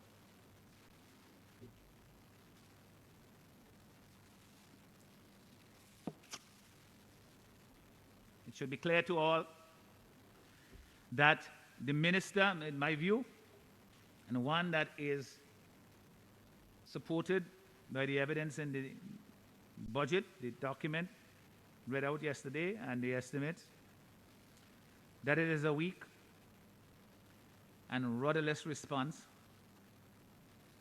to the situation facing our country.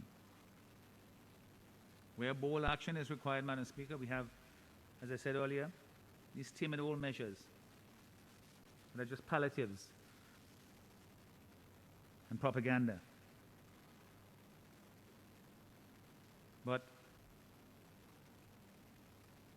we have in the minister's presentation a budget of $1.2 billion, $1.21 billion. I said during the estimates debate that this was a smaller budget than the one that was the revised budget from 2020. The minister made a big fuss about the small. I said it was 9.7%. I rounded off at around 10%. I was the most surprised to hear him yesterday saying exactly the same thing in his remark, that it's a smaller budget.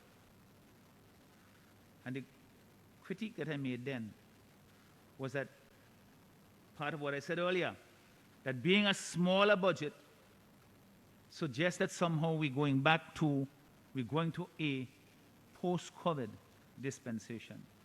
That the additional spending that was required earlier last year, that brought it up to $1.3 billion, that we have gone past that. That was the critique. So he said, no, it's smaller than the approved budget. I mean, we're talking about the revised budget here. It's 9.7% smaller. So it's clearly a post-election budget. The goodies and the big spending are gone, or perhaps even the money has dried up.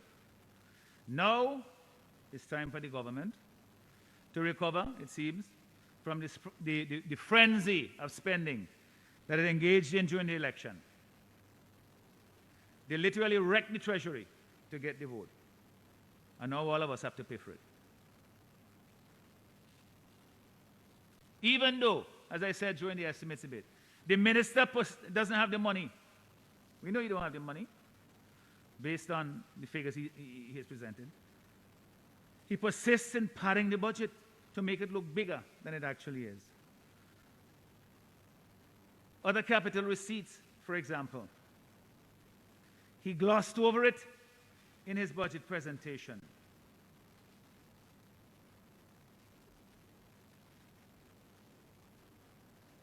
He just said that's part of the resource requirements. And I went over this in some detail last week, so I'm not going to belabor it here. But it's important to remind people of the context, and in fact, the minister himself dealt with it in his budget at pages 83 and 84.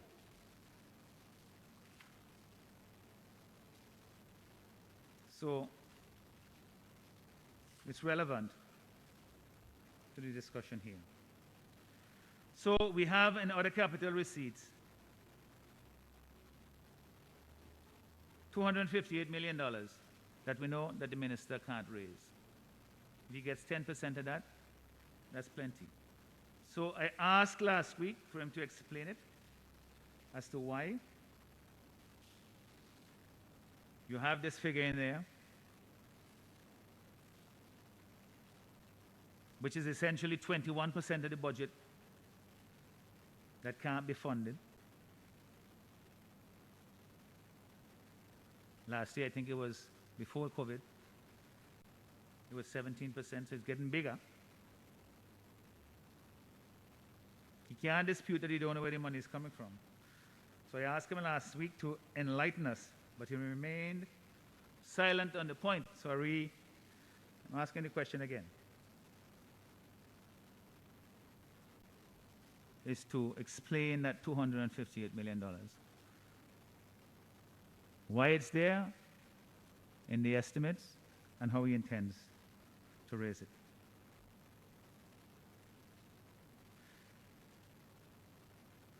I also, Madam Speaker, the reason I'm raising it again is because last week in the estimates it wasn't addressed. I didn't get a response from the minister on it. He has $317.4 million. This is at page 85 of his budget speech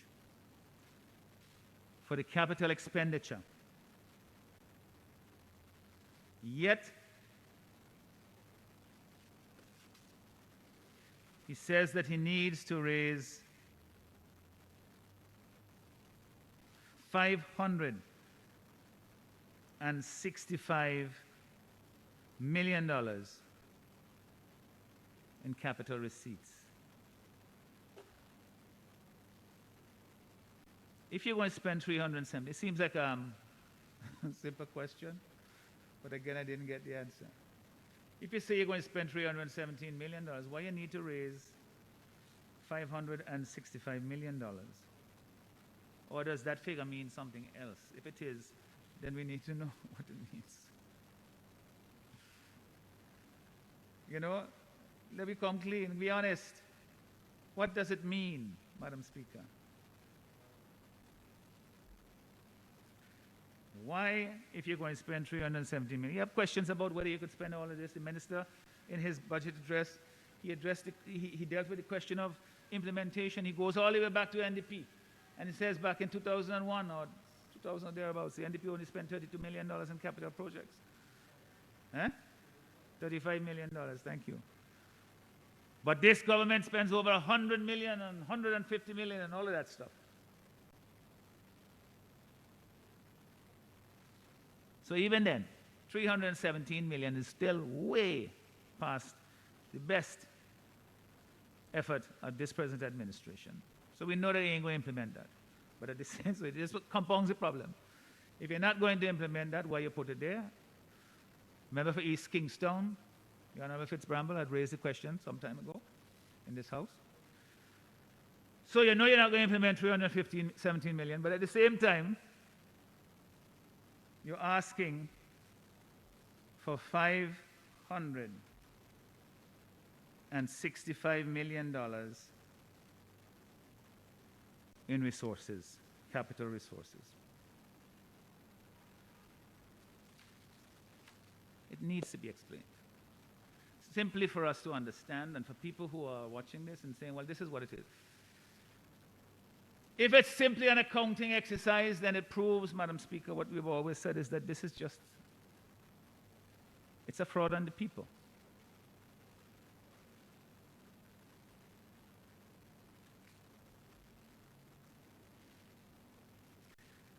With respect to the national debt, the minister dealt with it in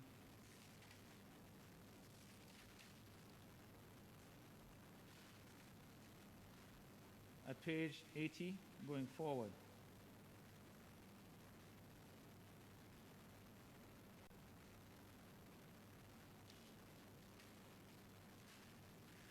So the debt, the public debt at page 81, it states at $1.87 billion.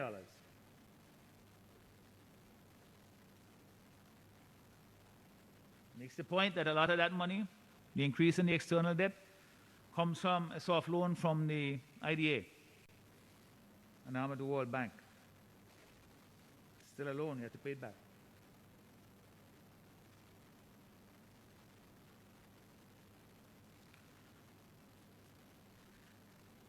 What it's clear to me is that this government, they are very good at two things.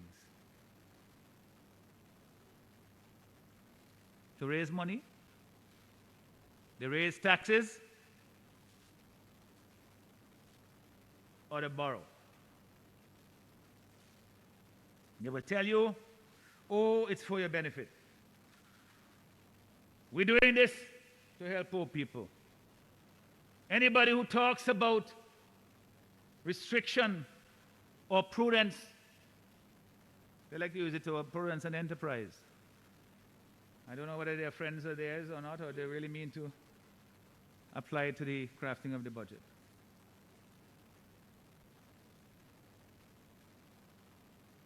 But this matters. When you say you're trying to help poor people, it's just mama guy. It's trying to press buttons to say, anybody who's concerned about this is not concerned about you. It is because I am concerned about the people of this country that I raise these matters. The best way to help people out of poverty, Madam Speaker, is to grow the economy and create jobs.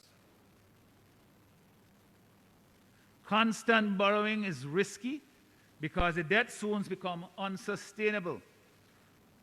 And the poor will suffer first and the hardest. Last week in my presentation, the estimate, I spoke about the sustainability study that the minister said that he would do, the debt sustainability. That's at page 147, I believe. Yes, to prepare debt sustainability analysis. That was to be done last budget. They didn't do it. And they said this activity was deferred to 2021. So that is something that, obviously, if they are going to do a debt sustainability analysis, that they have considered themselves, it's something that is necessary to figure out how we're going to go forward. With $1.87 billion now of debt. The trend has been upwards, Madam Speaker. In 2017, the debt was $1.6 billion. In 2018, it was 1.65. 2019, 1.67. And now, 1.87 billion. The government debt service, the money that the government has to pay this year just to pay the debt, is $272 million just for debt service. This is worrying. And you know why? It's not that we're worrying too much about that. It's a matter of concern. If it's not, then why does the Eastern Caribbean Central Bank worry about it and set a prudential level of 60% of GDP as a target for the countries, the economies in the Eastern Caribbean Central Bank? Because they say you shouldn't get your debt beyond about 60%. If you could get it lower, it's even better, of GDP, because that makes it more manageable. We in St. Vincent and the Grenadines, according to the estimates, the debt to GDP ratio now is over 85%. It is worrying because as the debt goes up, the tendency becomes, it becomes harder for us to borrow money, more expensive to borrow, especially if the previous borrowings didn't result in economic growth and we can't pay down the debt. We know that the previous borrowings of the government hasn't resulted in economic growth, because in 2019, we were the lowest in the OECS in terms of economic growth before COVID, 0.49%. And between 2014 and 2018, the economy of St. Vincent and the Grenadines grew, on average, at 1.5%. That's anemic growth.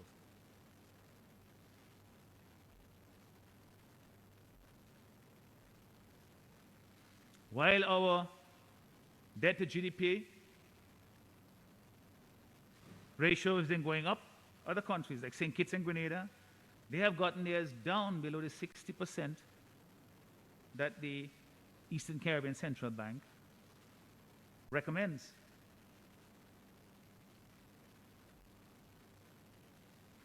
And the reason, as I said, why this is important is because it costs us money. You have to borrow, often at higher rates, or you can't get access to certain loans. The second serious implication is that it will become increasingly difficult to service the debt. The central government debt service, that is the money that the government pays to pay the debt, has gotten really bad fast in the last 5 years. In 2016, for example, 25.1% of the current revenue was used to pay the debt. That has increased every year since. 2018, 30.2%, 2019, 34.2%. Last year was projected at 39.3%. And this year, 2021, it's projected to be around 42% of current revenue. The money that the government collects in tax and non-tax revenue to service the debt, to pay the debt. That is interest payments and loan payments, as the minister pointed out on page 81 of his budget address. The money to pay that, 42 cents out of every dollar now goes to pay the debt.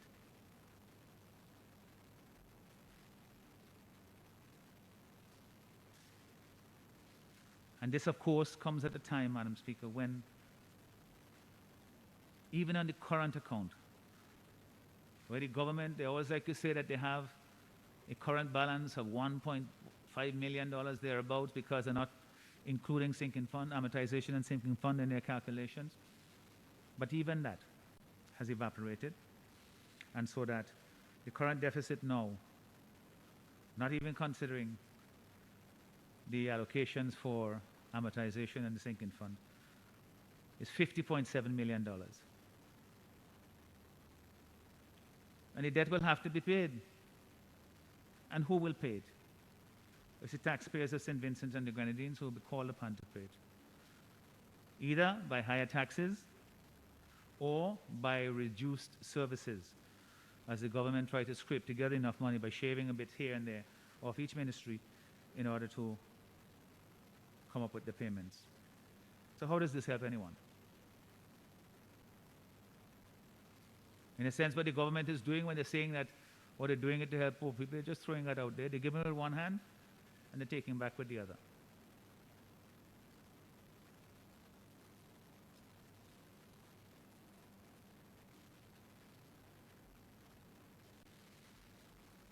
And when I say, Madam Speaker, that the consequence is real for people, is that when you're finished paying the debt, 42 cents of every dollar, and then you have to pay for salaries and pensions, and the minister himself pointed out that pension payments have increased 50% in the last 10 years, or the allocations of pensions. It really constricts the ability of government to do anything meaningful, to reduce poverty, to provide services to the people, to put funding into the hospitals to get medicine. I'm talking here about routine things, not for a case like an outbreak in dengue or the current COVID crisis. But bandages.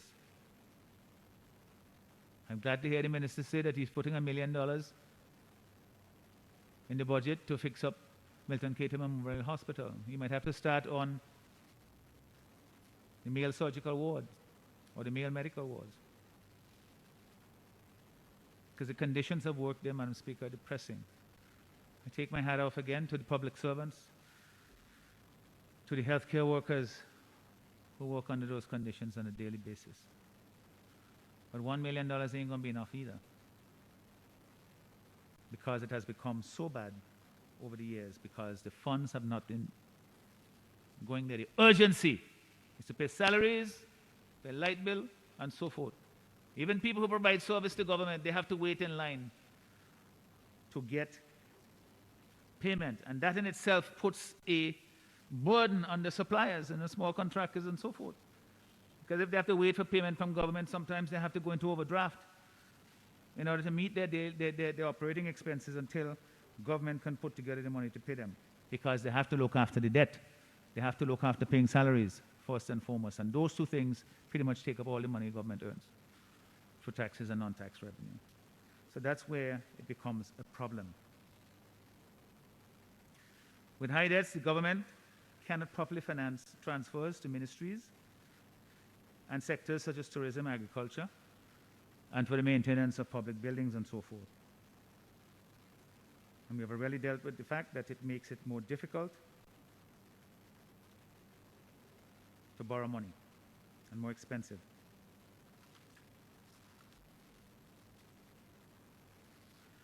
In his budget address, the minister says that he will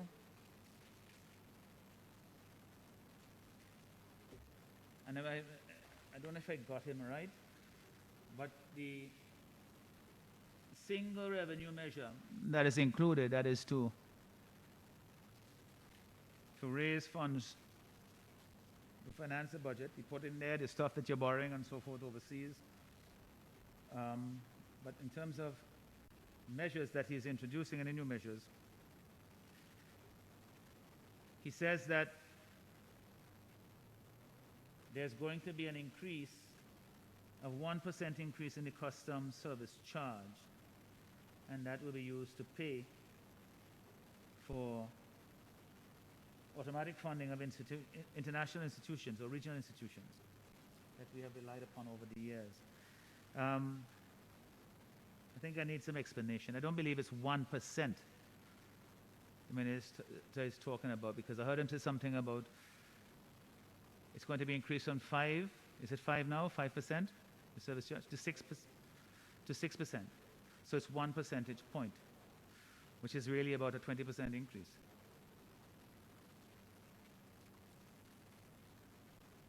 So that is significant. Madam Speaker, it seems like a small thing, but any straw that is added to the camel's back, which is our sluggish and struggling economy in this time, really is a burden too great. And one of the things that people complain about repeatedly, business people, is what seems to be the irrationality of the procedures and charges at the ports, in duties and various charges and procedures that are engaged in. And this just adds to that burden further.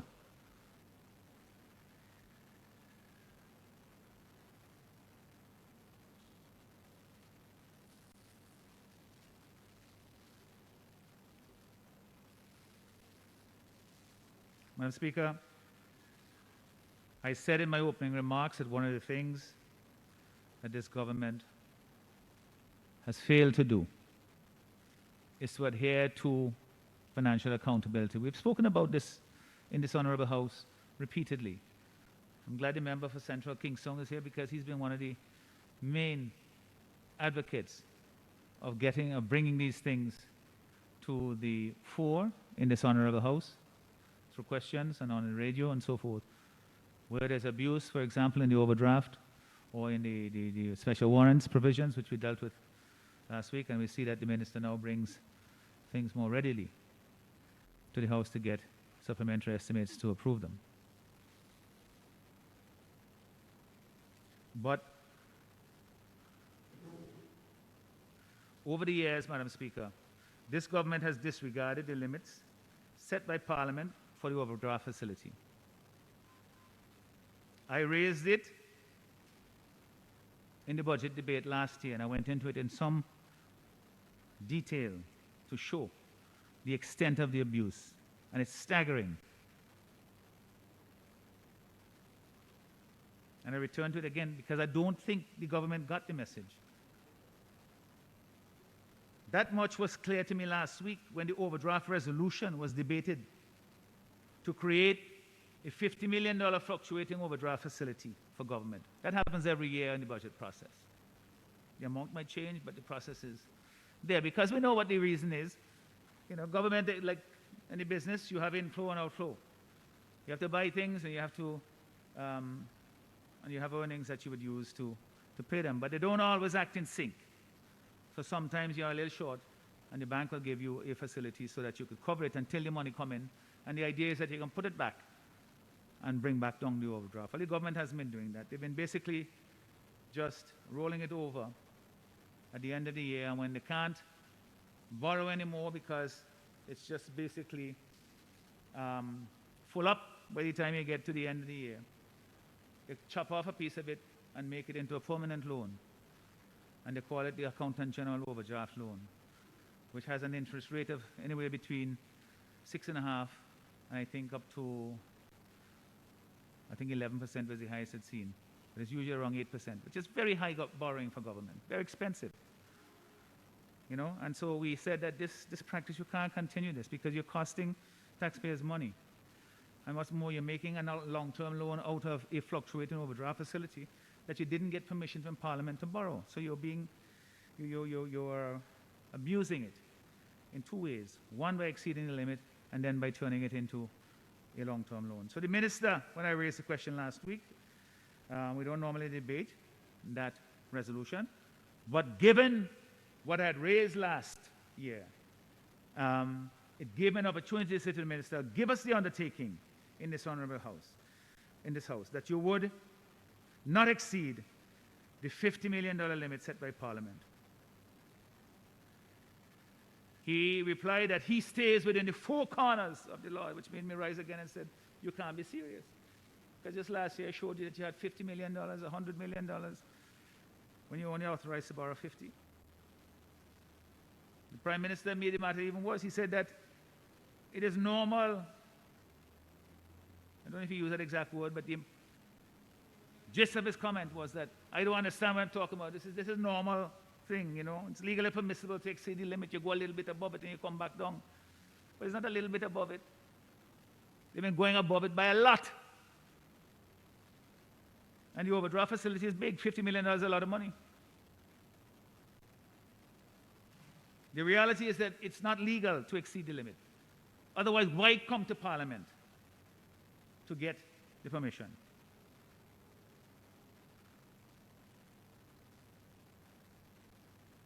The 2021 overdraft resolution reads as follows. And I wanted people listening to understand this. This is why we make these things an issue here, because it's not just to be picky or to be austerity conscious. It had nothing to do with that. It's about saying, in order to help people properly, our people, to represent and to help them properly, to have the resources to do it, we have to manage those resources properly. You can't be paying 8% interest and so on monies that you should not be borrowing and making it routinely done. When you have that, you don't use the guardrails, to use the term from last year, the guardrails that you use to keep the Ministry of Finance. That's why they're there, to keep them honest. So the resolution says, be it resolved that this honorable House do authorize the Minister of Finance to borrow by means of fluctuating overdraft or otherwise from First Caribbean Bank or RBTT Bank Limited or the Republic Bank or the Bank of St. Vincent and the Grenadines, money in the amount not exceeding in the aggregate $50 million during the period the 1st of January 2021 and the 31st of December 2021 for the purpose of meeting the liquidity requirements of government. It usually says the current requirements because that's what the Act itself says. But they've used the term liquidity requirements. I hope it means the same thing.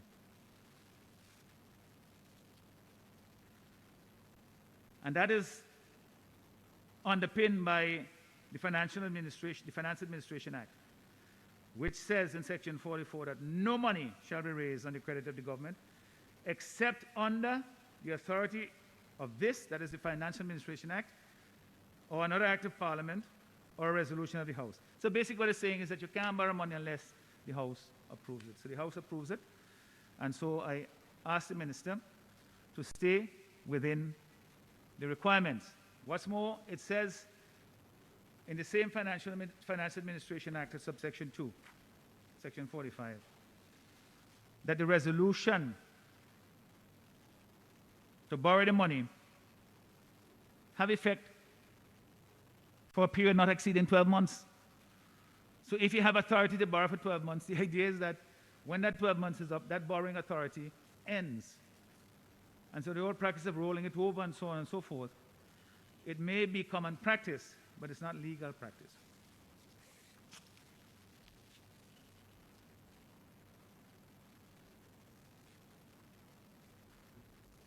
So, Madam Speaker, again, I urge it upon the Minister to make sure that he takes that responsibility seriously. We have had situations where the overdraft has been exceeded routinely. 2009, for example, $85.4 million was the overdraft at the end of the year, when he only had the authority to borrow $50 million. And for pretty much most of the time, between 2009 and 2017, they had been exceeded.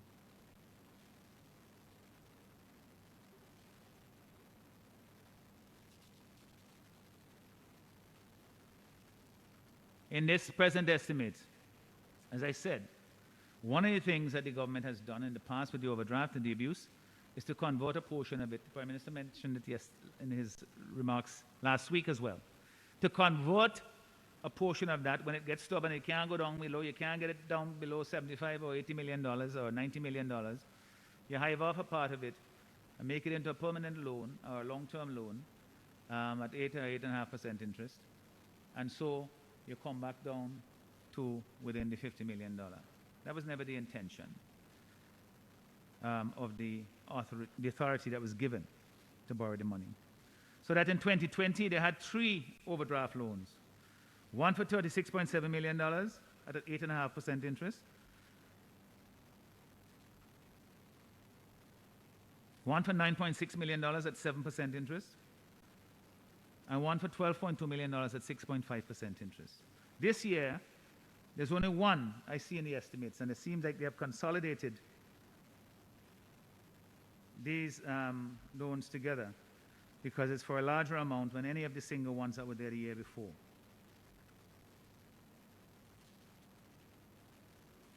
Madam Speaker, it's not just a matter of the exceeding of the amount,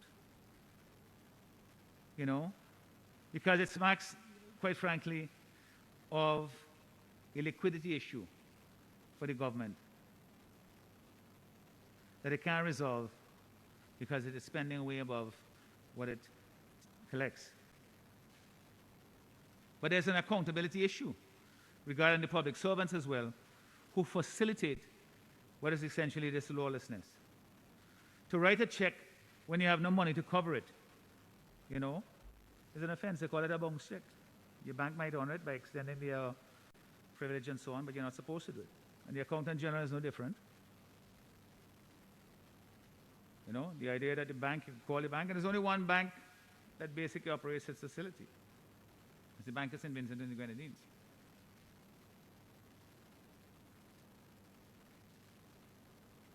So,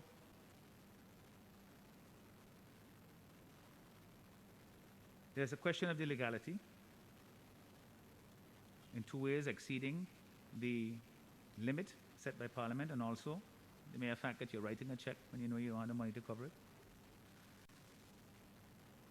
But it's also, Madam Speaker, the fact that the practice also costs the government and the people dearly, as I said, by pointing out the interest rates there. It's expensive borrowing. So there's no wonder that the debt service are going up, and this year will consume 42% of current revenue. By the way, that is the highest it has been, Madam Speaker, by far, in my 20 years in this Parliament. And the rate of growth is what is truly alarming. And that accelerated trend in the debt service costs happened before the COVID crisis.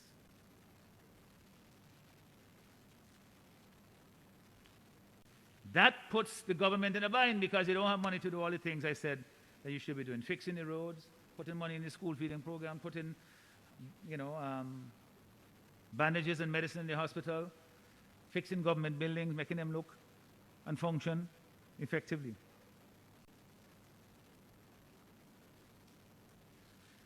The lack of financial accountability and the disregard for the financial health of government is part of the problem of rising poverty in this country.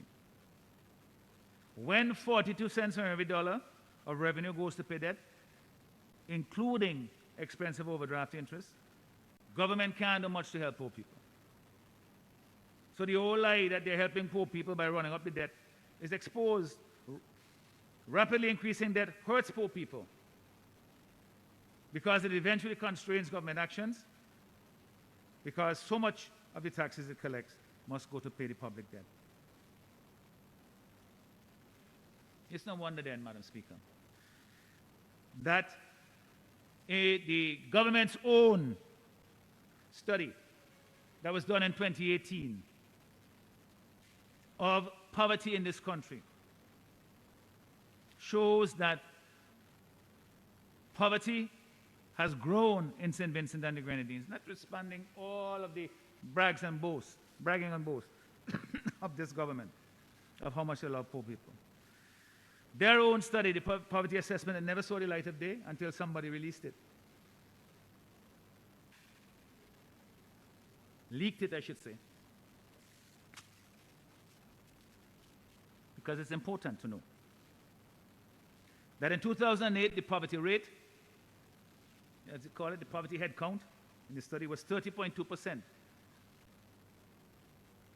And by 2018, instead of going down, it went up to 36.1%. That is the evidence that was presented. So when I talk about all this stuff, just now about the debt, and about the abuse or the disregard for the public financing regulations and guardrails that are there to make government function in a certain way, to use the funds properly and productively,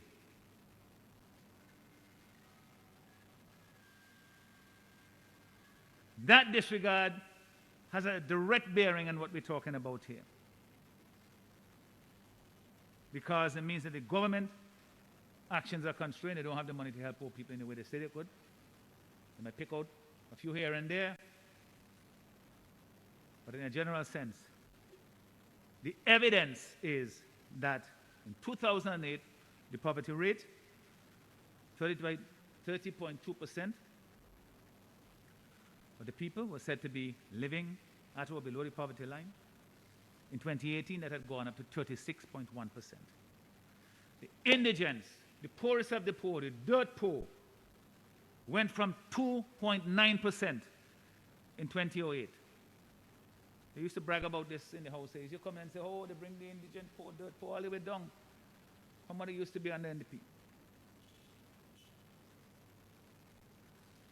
It went from 2.9% in 2008 to 11.3%, I believe. Should have a copy of it here. In 2018. So, Madam Speaker, the situation with respect to debt is getting worse in this country.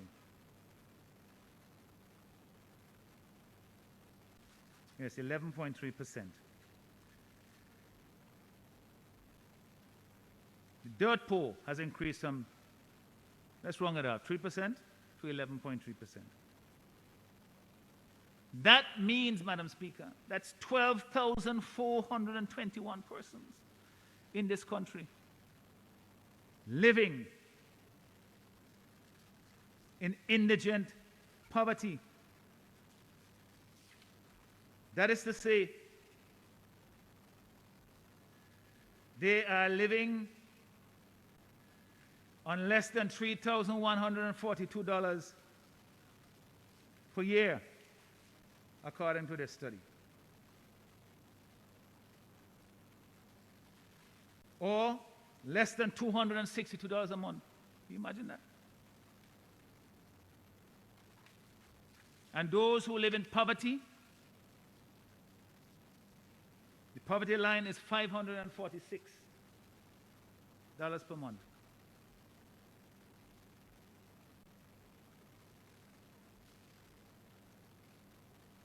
That is more than a yes worker makes, by the way. Because they're being paid to be poor. So, Madam Speaker, in some places the poverty rate has increased dramatically. In Barely, it's more than doubled from 28.5%.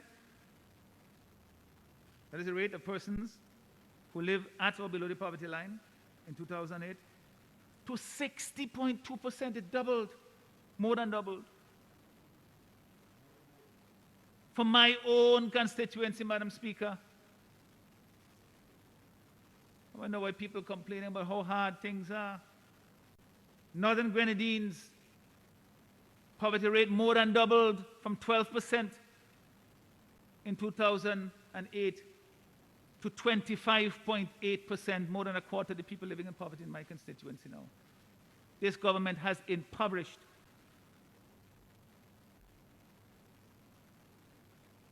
a quarter of the people in my constituency.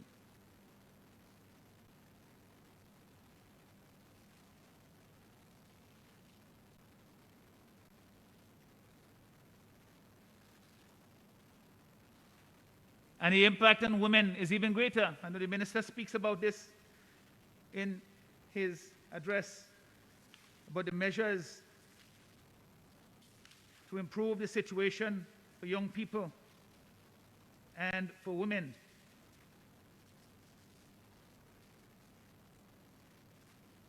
And this, I'm trying to find the page here. The evidence is that women are affected on average 41.6% of women live at or below the poverty line, which is 10 percentage points higher than men.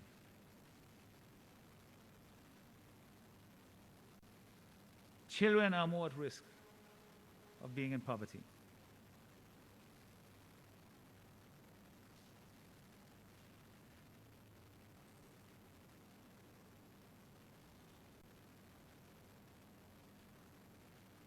And you want to hear, Madam Speaker? Was even among those who are employed, the working poor, 25.2% of employed persons live at or below the poverty line. And the main industries or areas of the economy where they are found is agriculture, forestry and fishing, farmers and farm laborers, construction laborers, wholesale and retail trades, cashiers, education, cleaners, janitors. So you have poverty increasing overall, but even the people, working poor, 25%, the people with jobs live at or below the poverty line. Madam Speaker, this is the record that we see here that is in the government's own study, the government's own assessment.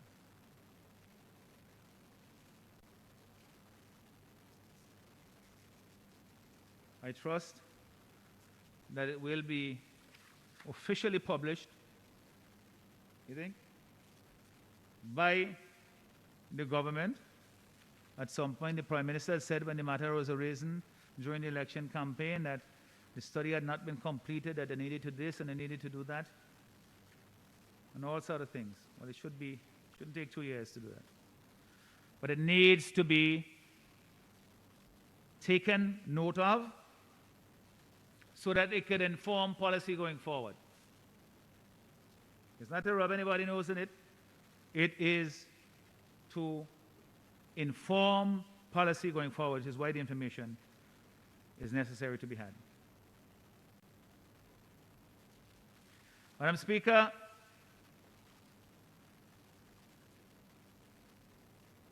the constraining of government finances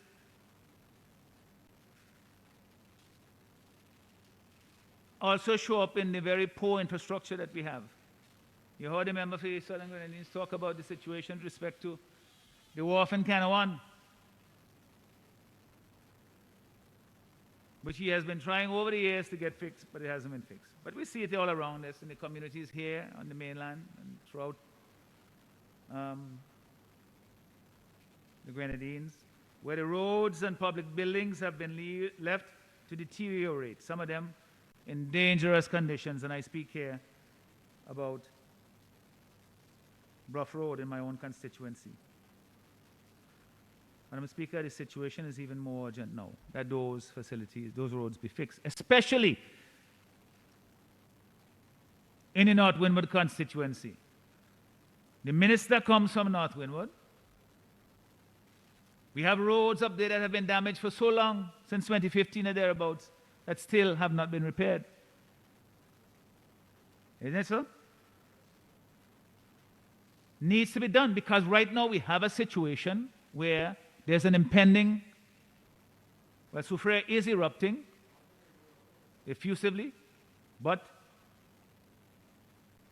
the experts say it could erupt without warning. We don't want that to happen, but the point is that if it does, then the roads have to be in a state that you can get people out safely and quickly.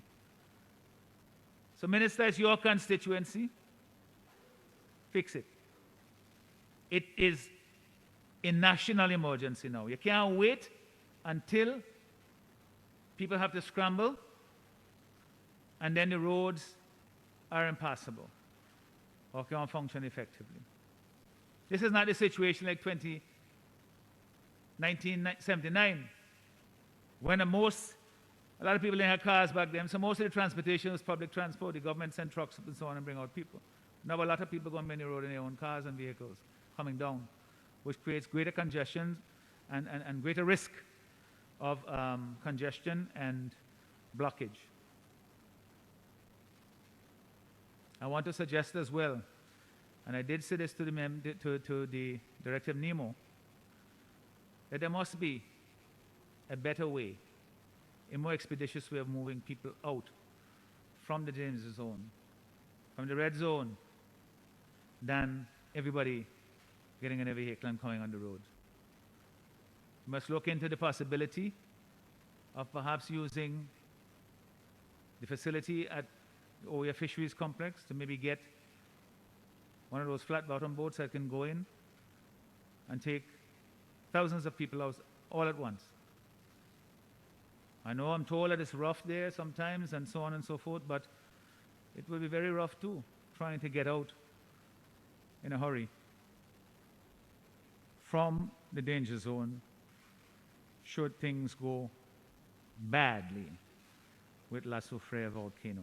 We hope it doesn't, Madam Speaker.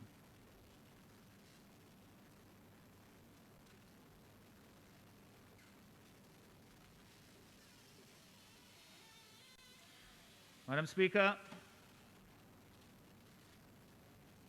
the larger debt that I spoke about, sadly, it hasn't resulted in the better roads that we hope for. It hasn't resulted in the better hospital services that we hope for, that it would provide, or medicine. It hasn't resulted in better schools, prepared for the opportunities and the challenges of the 21st century, and particularly for online learning now.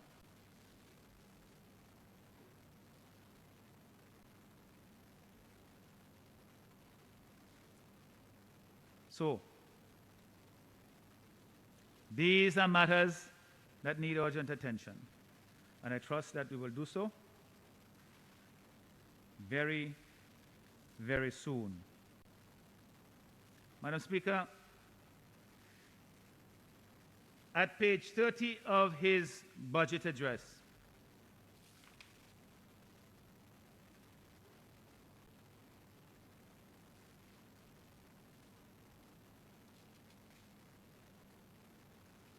The minister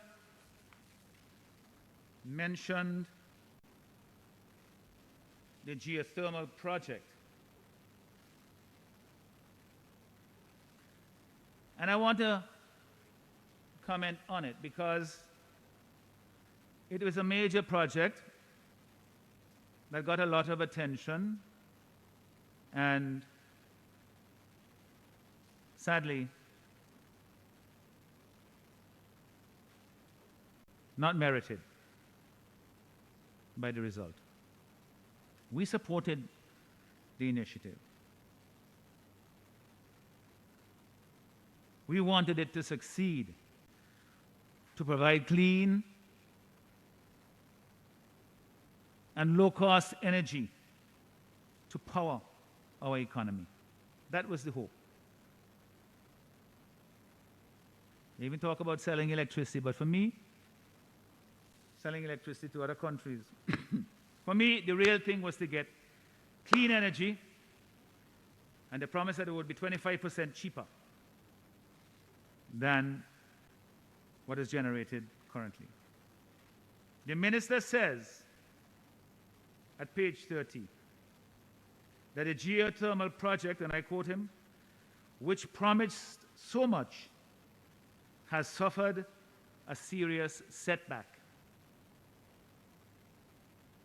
That is an understatement in two ways.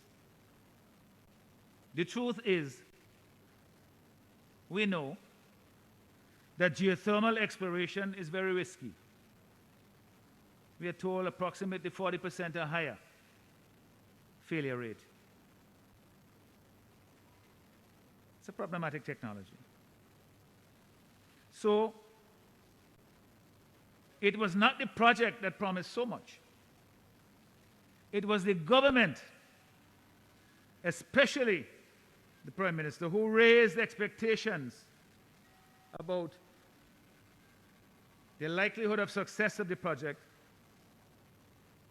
for political gain. That's your first understatement. Secondly, it is not a mere setback. It is a mortal blow, from what I am told, that the project is dead. As the minister put it,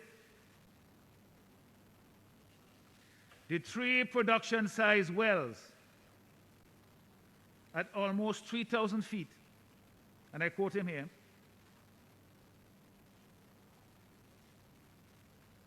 at page 30, revealed the absence, I'm quoting, of the requisite level of permeability of the rocks necessary for a sustainable economic venture of a minimum output.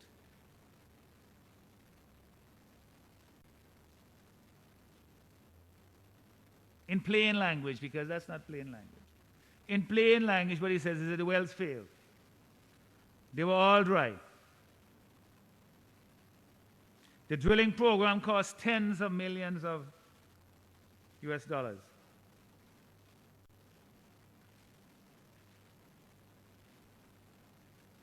The project has failed.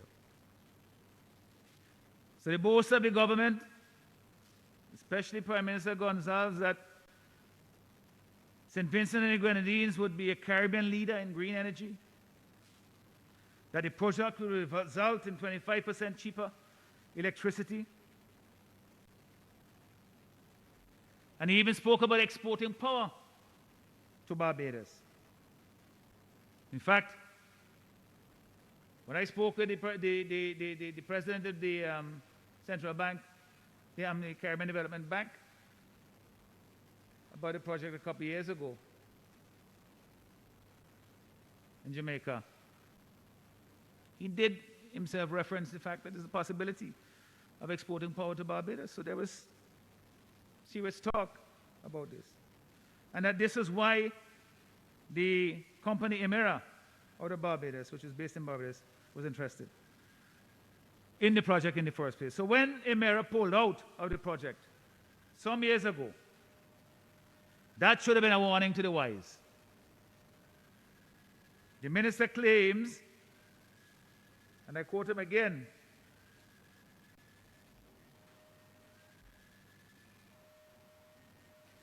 that the government is pursuing this is at page 30, at the bottom of page 30 of his address. The government is pursuing emerging alternative technologies in geothermal energy exploration and production with 2 overseas entities.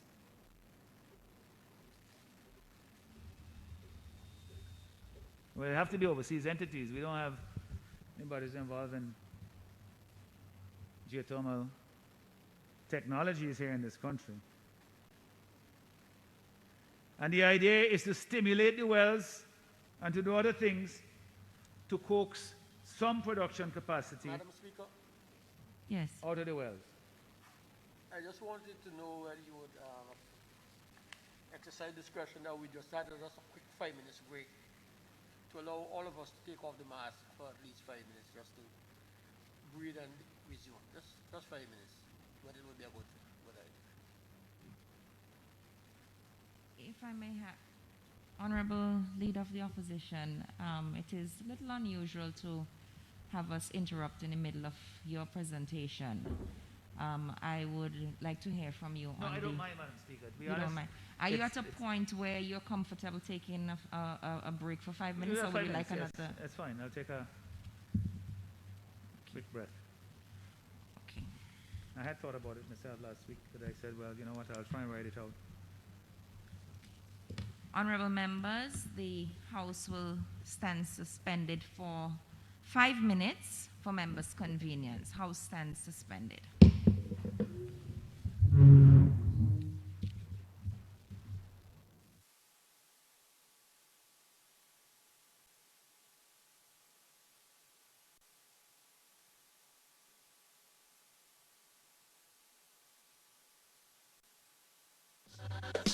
Read, learn, grow. The children are the future. Help them read, learn, grow. Only reading is the key, so help them read, learn, grow. Let's show them how much fun it is to read, learn, grow. So parents, you play a part. First and foremost, reading from so young is advantageous. Link with the teachers. Working hand in hand is a must. Just 10 minutes of your child reading to you is a plus. Get fun books, make reading priority. When children read, they are able to learn, and the more they learn, the more they grow. So parents help the kids read, learn, grow. Reading is fun, kids have to know. Read, learn, grow. The children are the future. Help them read, learn, grow. So parents, you play a part. This message is brought to you by the OECS USAID Early Learners Program, funded by United States Agency for International Development. For more information, log on to www.oecs.org/ELP. As we applaud the efforts of the Ministry of Health, Wellness and the Environment in managing the spread of COVID-19, we wish to remind you to follow all the protocols. Most importantly, practice proper hand washing, cover your cough and sneeze in the crook of your elbow, do not touch your face, wear a mask when in public or where it is not possible to practice social distancing. Call the COVID-19 hotline at 534-4325 if you are experiencing flu-like symptoms. Together, we can stop the spread of COVID-19. A message by the National Reconciliation Advisory Committee.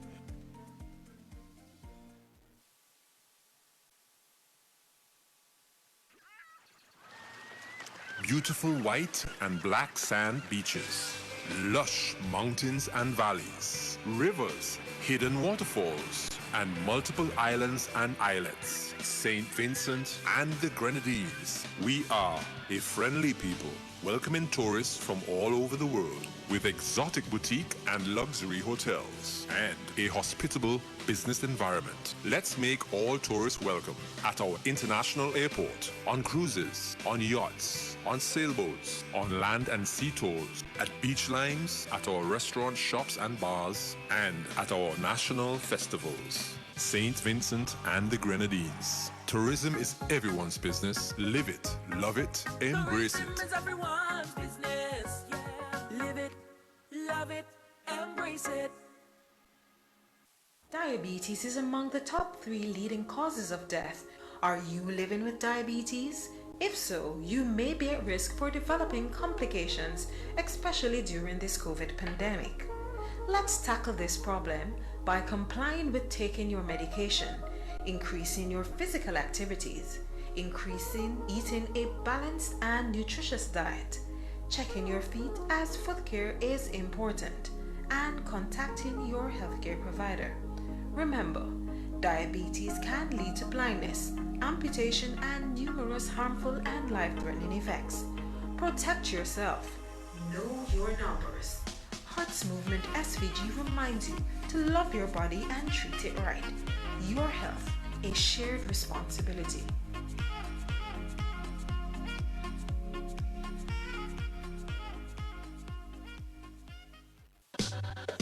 Read, learn, grow. The children are the future. Help them read, learn, grow. Early reading is the key, so help them read, learn, grow. Let's show them how much fun it is to read, learn, grow. So parents, you play a part. First and foremost, reading from so young is advantageous. Link with the teachers, working hand in hand is a must. Just 10 minutes of your child reading to you is a plus. Get fun books, make reading priority. When children read, they are able to learn, and the more they learn, the more they grow. So parents help the kids read, learn, grow. Reading is fun, kids have to know. Read, learn, grow. The children are the future. Help them read, learn, grow. So parents, you play a part. This message is brought to you by the OECS USAID Early Learners Program, funded by United States Agency for International Development. For more information, log on to www.oecs.org/ELP. As we applaud the efforts of the Ministry of Health, Wellness and the Environment in managing the spread of COVID-19, we wish to remind you to follow all the protocols. Most importantly, practice proper hand washing, cover your cough and sneeze in the crook of your elbow, do not touch your face, wear a mask when in public or where it is not possible to practice social distancing. Call the COVID-19 hotline at 534-4325 if you are experiencing flu-like symptoms. Together, we can stop the spread of COVID-19. A message by the National Reconciliation Advisory Committee.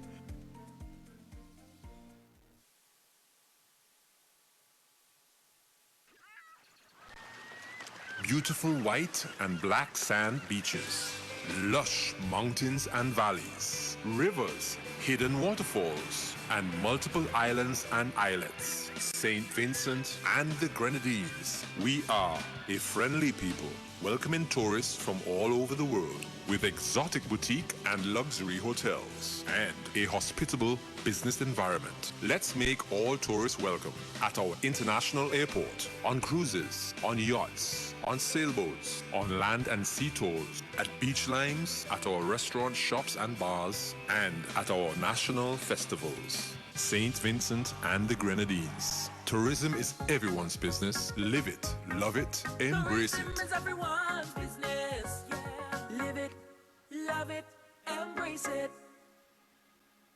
Diabetes is among the top 3 leading causes of death. Are you living with diabetes? If so, you may be at risk for developing complications, especially during this COVID pandemic.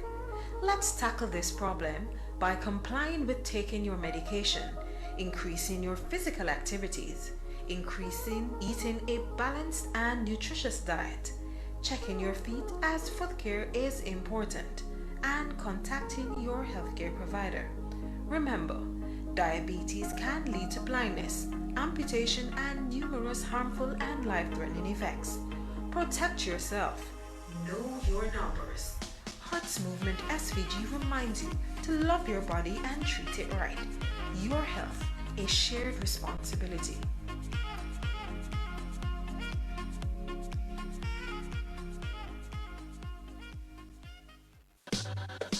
Read, learn, grow. The children are the future. Help them read, learn, grow. Only reading is the key, so help them read, learn, grow. Let's show them how much fun it is to read, learn, grow. So parents, you play a part. First and foremost, reading from so young is advantageous. Link with the teachers, working hand in hand is a must. Just 10 minutes of your child reading to you is a plus. Get fun books, make reading priority. When children read, they are able to learn, and the more they learn, the more they grow. So parents help the kids read, learn, grow. Reading is fun, kids have to know. Read, learn, grow. The children are the future. Help them read, learn, grow. So parents, you play a part. This message is brought to you by the OECS USAID Early Learners Program, funded by United States agencies. As we applaud the efforts of the Ministry of Health, Wellness and the Environment in managing the spread of COVID-19, we wish to remind you to follow all the protocols. Most importantly, practice proper hand washing, cover your cough and sneeze in the crook of your elbow, do not touch your face, wear a mask when in public or where it is not possible to practice social distancing. Call the COVID.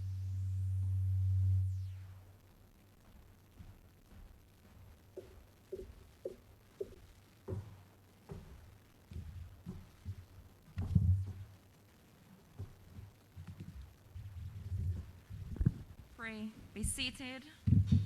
House stands resumed.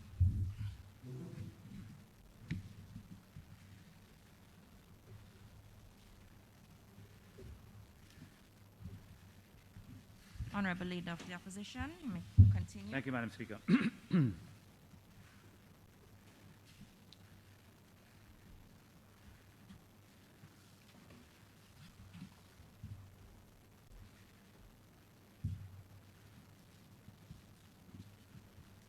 So, Madam Speaker,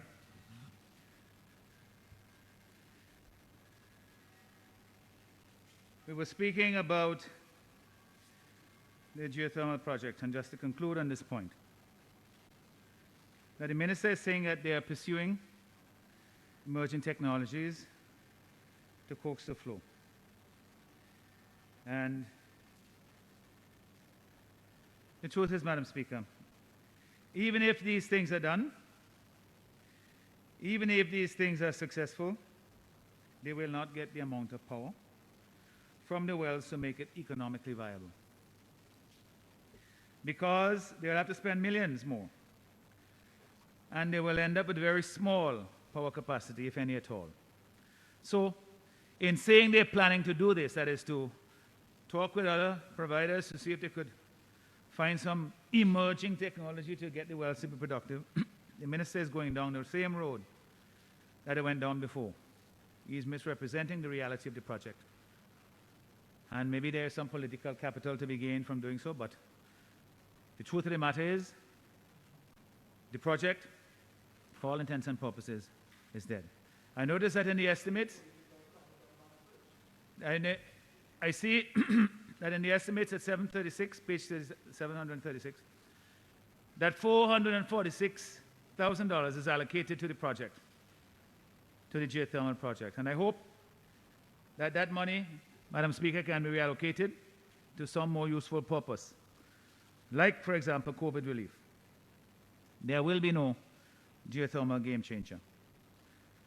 One more ULP broken promises, and the Minister should admit that, and then let's move on. Mr. Speaker, Madam Speaker, I want to now touch on something else that's the Minister said. I was listening intently yesterday at page 59 when he talked about other members will deal with transport and works in greater detail. But when the minister said at page 59 of his budget address, under the subheading Road Repairs and Reconstruction, he said that the budget 2021 lists 34 separate stretches of road to be repaired this year. And this was other than the repairs that were being done by, through Brax's allocation. So I thought, well, maybe this would be something that might be a benefit to me and to the Minister of Transport and Works, because we had this conversation last week about the Bluff Road to try and get it fixed, the road at Block Point in Beckway, which has been on the agenda for God knows how long, and just continues to get worse. And as I said in the question last week, God forbid somebody gets injured or killed in an accident on that road, then it gives way. But the roads that he had mentioned there, there's a long list of them at the bottom of page 59, sadly, does not include the Bluff Road, the Paget Farm Main Road in Beckwith. So, Minister, I urge you to continue to look for the funds to do it. Madam Speaker, we on this side of the House, we have a plan to foster participation by all in the reorientation of our economy and to provide the means for everyone to participate in the socio-economic development of our country. One way of doing this is to reduce the tax burden from our people and to find ways to raise revenue from international activities and from taxation of non-residents and non-resident activities. The government has failed to grasp this concept. And the only thing they can take from the proposals in this regard is to misrepresent the proposals as they have come out, some of them during the election campaign, or even to descend into scaremongering about the citizenship by investment program. That is a vulgar interpretation of the broader need to reorient our economy just as the other OECS countries have done, and other countries around the world at various forms of the program.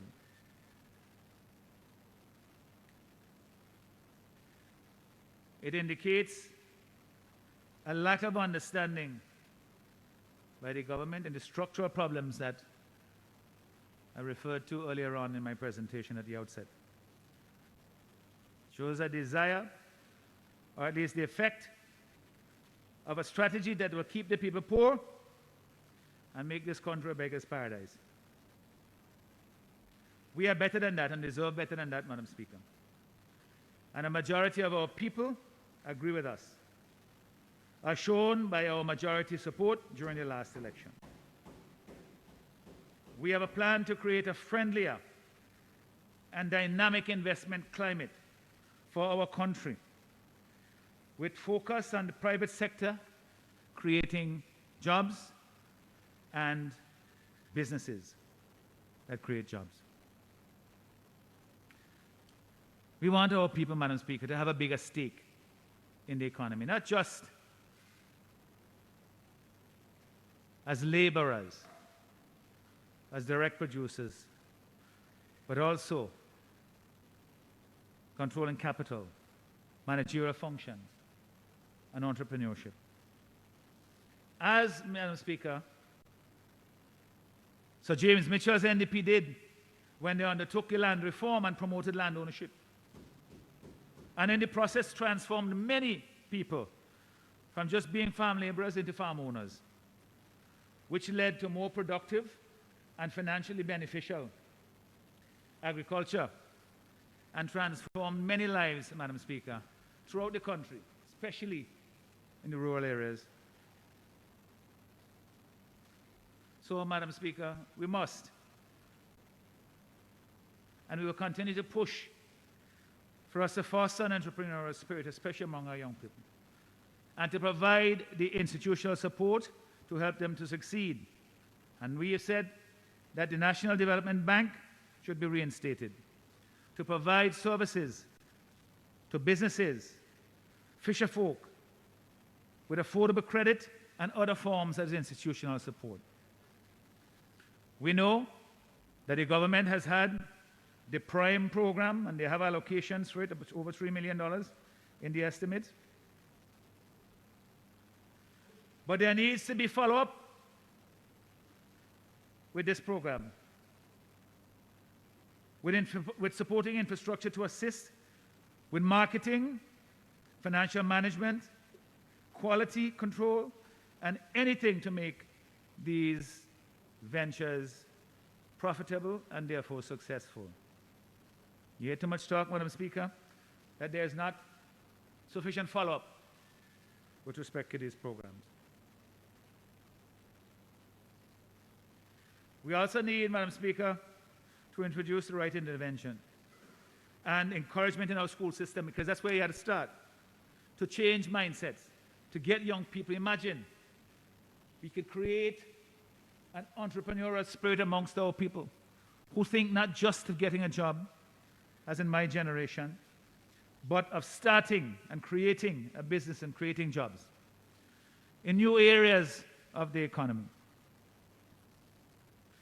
Get them to be more business-oriented and create an entrepreneurial culture in our country.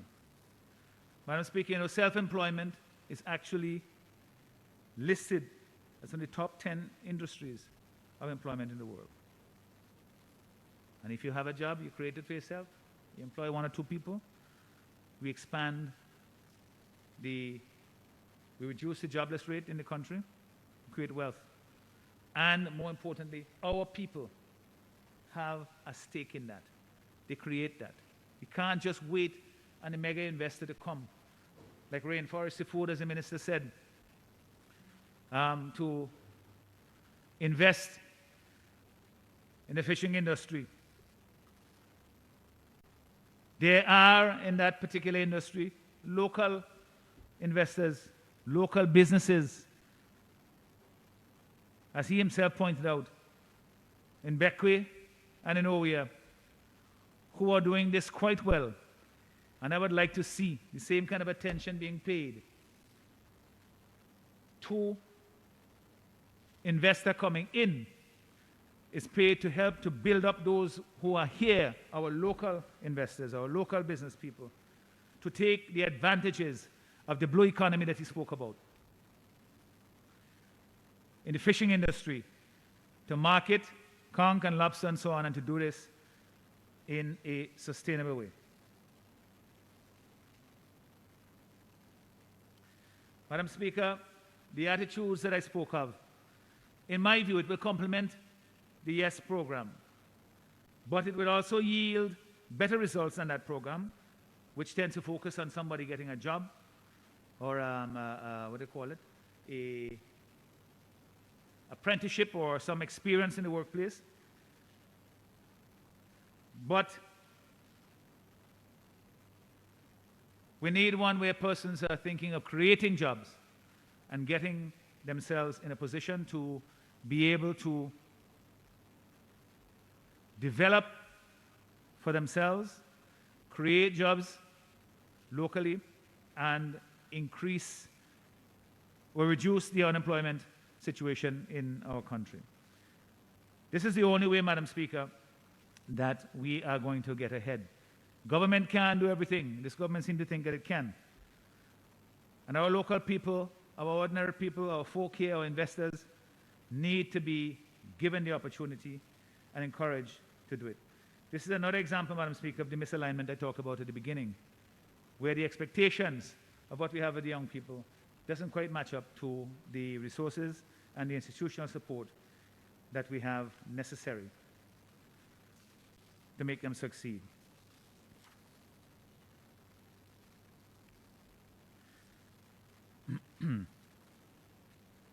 Madam Speaker,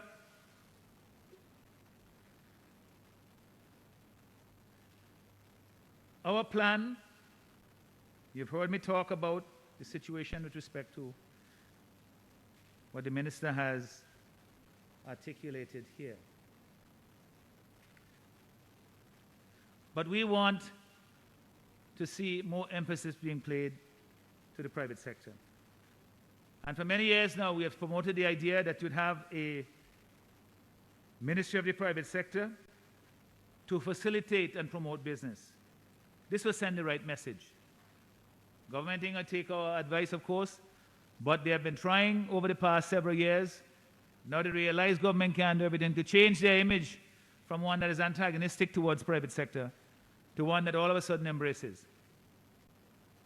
But that has been our position all along, and we continue to say we need to do things, Madam Speaker, to make our business climate a lot more friendly and easier to do business. You know, we rank. I don't remember for East Kingston raised this matter last week. In the World Bank assessment of the ease of business, on their list, I think we rank now at 130 or something like that. Way down out of 190 countries. That means we're doing something terribly wrong. And we have to have the confidence and the expectation that we can raise that to make it easier for people to do business. Not so much for the ranking, but for the businesses that it will attract. And there's no reason why we can't be in the top 10 of countries when it comes to doing ease of doing business. All we have to do is support the infrastructure in place, the institutional framework in place to get rid of corruption, because that's one of the factors that lowers the ranking or make it difficult for people to do business in countries and therefore results in a lower ranking. The World Bank itself says this. So this is things that, Madam Speaker, we ought to be doing. We should welcome investors from Vincentian investors, both here and those in our diaspora, so that they can play a part in the development of our country. We have to address the skill shortages to meet the needs of our economy through technical and vocational institutions. The government has, the minister says in his presentation, that they are going to pay more attention now to TVET training for our, especially for our young people. This is something that should have been done, of course, a long time ago, but better late than never. This is at page 42, 43. Or 45 of his estimates, yes. 44 and 45. It's a relatively short time. They're talking about increasing TVET training at the community college and to meet the needs of the economy. But these are things, Madam Speaker, that we have to do right now. It's difficult, of course, because the economy is depressed because of the COVID crisis. But we have to put ourselves in a position so that when things return to a level of normalcy, that all of the things that used to be bottlenecks and constraints on doing business, on finding people, skilled employment and so on, put those things in place now so that we can take this hiatus, so to speak, in sort of the economy and our affairs, to position ourselves to be better able to take advantage of opportunities afterwards and to create opportunities for our people. That they will have the skills to be able to take up these positions, and that the institutional framework will be one that encourages them to take risks and take chances and know that it doesn't matter what your political orientation or whether you are from this part or that part of the country, that if you have a good idea, you have a good plan, and you're willing to work, that you would have the support that is necessary from government and from other social partners in that project. Madam Speaker, one of the things that will help with the ease of doing business and create a better climate is for us to create in this country, treat our suppliers, our contractors better. You know? We speak, Madam Speaker, of a policy of having suppliers and service providers paid within a specific period. Let's say 28 days of having done the work. Because if they don't get paid, they sometimes have to go and run overdraft facilities to keep themselves afloat until the government pays them. So very often you hear small business people, they're telling you, oh, they have to wait and see if they get the money from government at the end of this month. They have to wait and see if they get the money. When they get the money from government, they can do this. Some contractors still don't get the money. You have to take the government to court to get paid, you know, when these things ought to be fairly routine. Madam Speaker, we must help our local businesses as well to compete for large government contracts, not just here, but also regionally. You know, we have the OECS as a larger economic space, and yet we don't have any specific. We have the political, you have the diaspora unit and so on, and we've got meetings and all kinds of things that you're doing.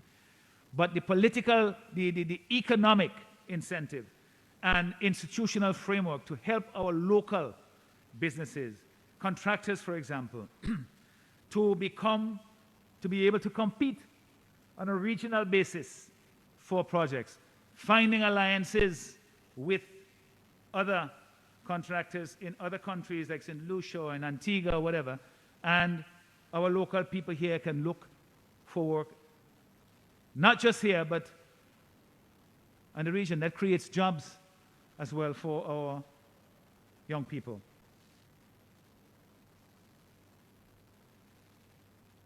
I spoke already about the reestablishment of the development bank. That's almost self-evident, Madam Speaker, because the idea here is to make sure that credit is available for small businesses. They can't, very often, they can't go to the banks, the commercial banks, because, I mean, just to prepare the loan applications and then the security that is required, the terms are ones that basically look out for the interests of the bank, first and foremost, because they have to please their shareholders. Whereas the National Development Bank will be looking for the interest of the person who has the project, because the idea is to make them succeed, not for the bank itself to make a profit. Obviously, you have to repay in order for the bank to remain viable. But the idea is to create an institution that helps small businesses, fisherfolk, small operators to be able to get the financing and the technical support necessary to succeed. The other day I was talking to a fellow in my constituency down in Paget Farm, and he had this engine he was trying to repair. And he told me, he said, boy, I'm trying for 3 days now. It's 3 days we're trying to get this engine work. We can't get it to work. You know? And he said, well, you're afraid you got to buy my engine. I said, boy, I wish I could. But I said, you know, we intend and we urge that the National Development Bank be created so that funds would be available. I know the minister has an allocation of about $1 million in there to say that for loans for agriculture and fisheries sector, but that is, it's really a pittance compared to what is really needed for the transformational work that is required to get all our small businesses, our people up and running and to be productive, you know. So he will continue to work on his engine, and hopefully we will get the kind of support at some point from government to help them to succeed.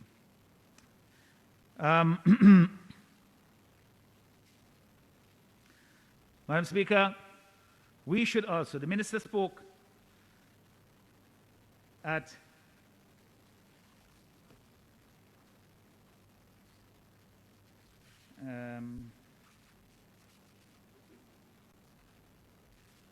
he spoke about the blue economy and what is required for success. And I do agree that the potential of our fisheries sector, Madam Speaker, is enormous. I have been one of the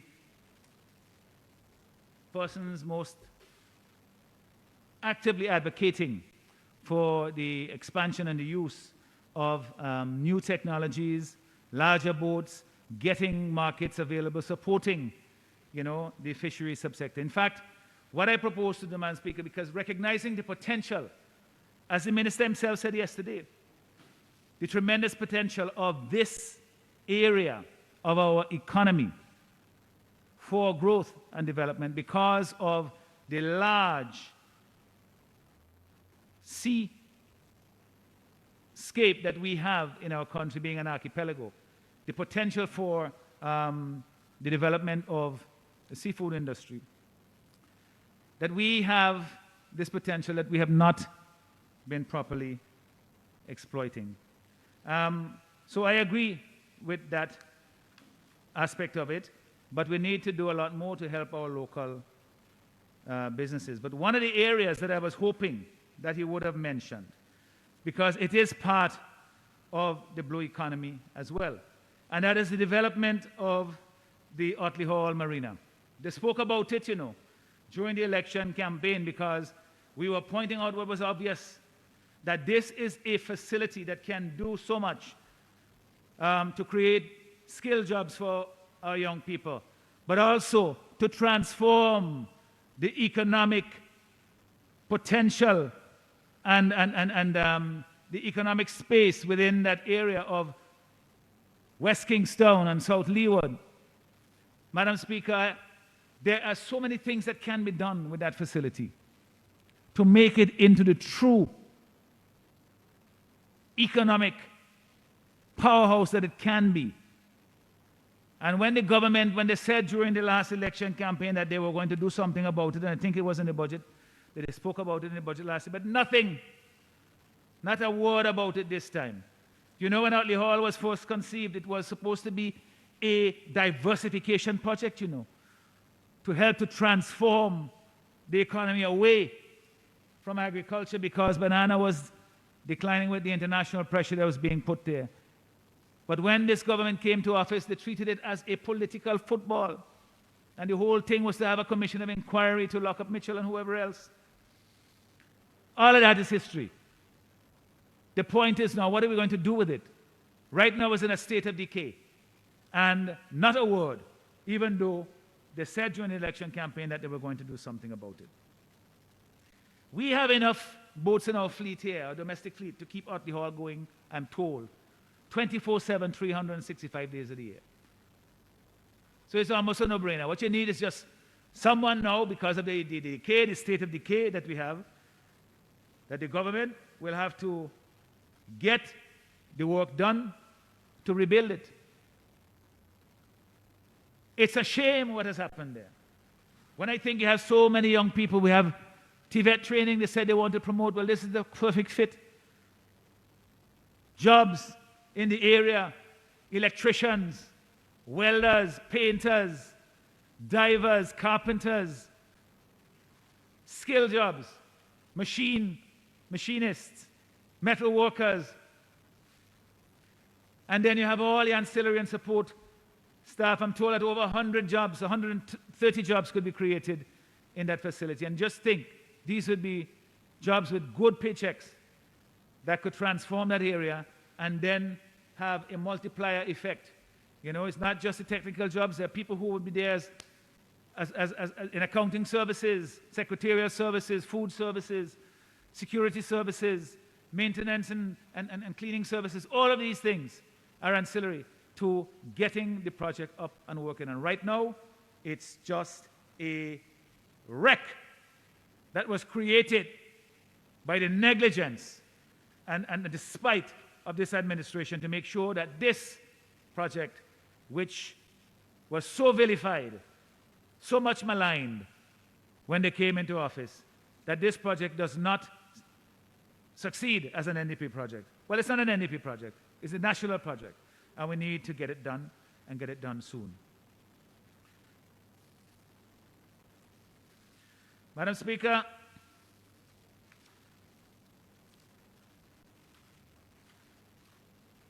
I wish also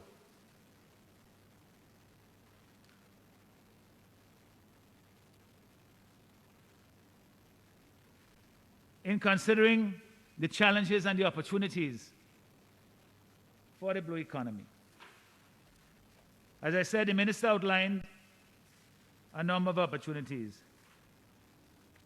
As usual, he brings us all the way up to considering the challenges, the opportunities, and then doesn't quite say how we're going to get there.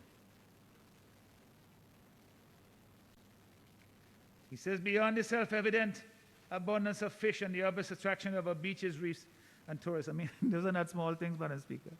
To me, those are the key things you had to focus on. You had to pick the low-hanging fruits first.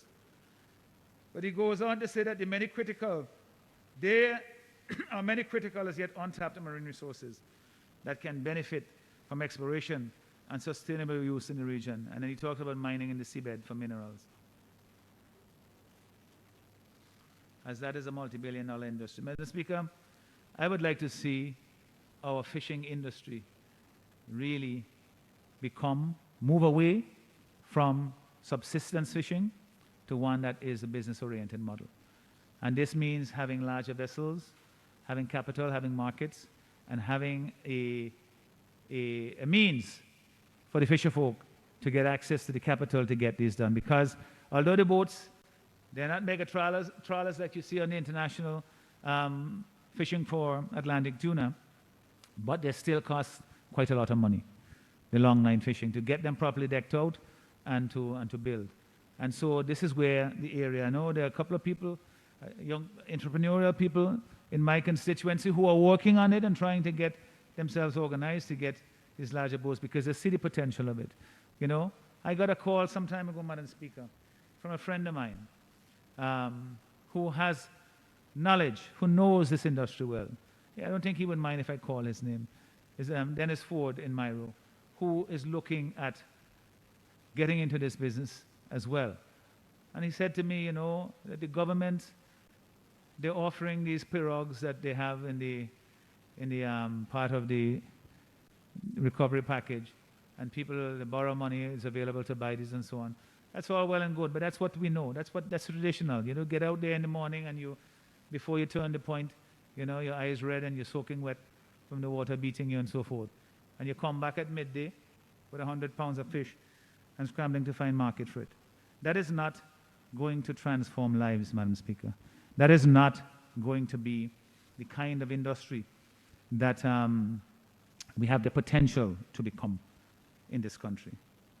So we need to get the equipment necessary, put the resources in it. $1 million is not going to get us there. You have to have a targeted approach to say, well, listen, this is an industry that we have tremendous potential in. How do we get our people up and ready to work? We can get assistance, I'm sure, from the UK government, from other governments who see that this is something that we can benefit from. But it is not just a matter of exploitation. I think that the emphasis that we have now would justify, Madam Speaker, having a separate ministry of fisheries and marine conservation, because the two things have to go together, and this is why I put this forward. Yes.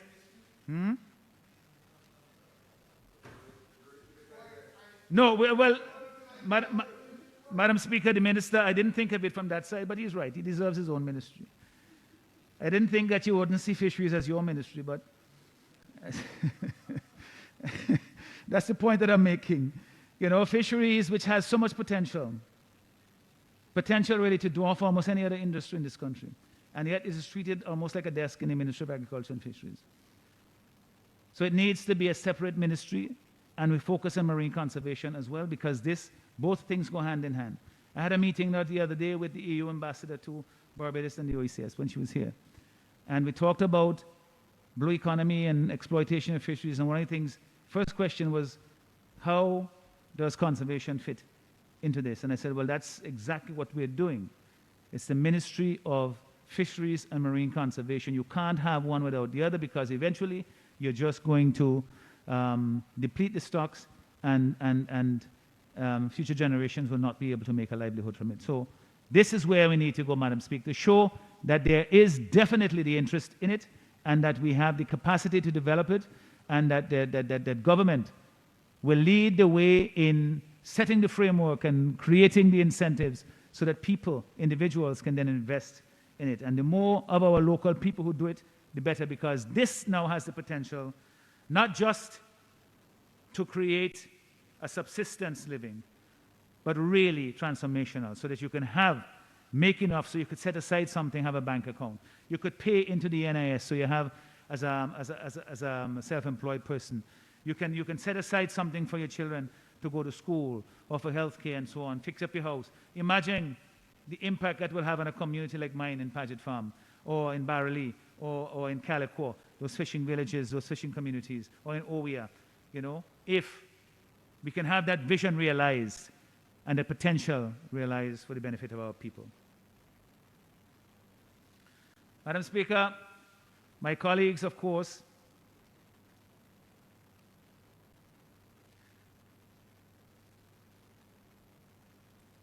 I just want to say one more point about the blue economy. It's an area that we don't usually pay enough attention to. Is that our seafarers, we know now because many of them are home, can't get back out to sea because of COVID-19, the cruise ships are not yet working. But so many of them, Madam Speaker, they come and they need to go get the STCW certificates and various other papers that they need to be able to go back out to sea. And we can't do it here. We have money that was spent here, funds that were provided by the European Union for us to establish a hospitality and maritime institute so that those people could get the training here. They can get certification here, and they don't have to spend money to go to Trinidad or to Miami or to Central America in order to get these papers. And we can also make it a part of our own part of business so that people from Grenada and from Dominicans and Lucia and so on would come to our institute, and maybe even from Trinidad.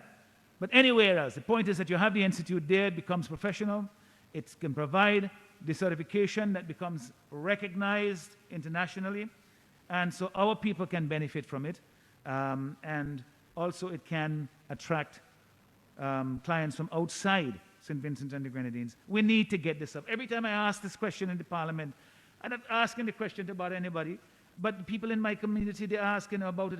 When are we going to get this thing going? Why do I have to go to Trinidad just to get a half-day training to get a fire certificate or something or the other? Why can't I get it here? And I asked the question, what's the status of this? Several times I've asked this in the Parliament.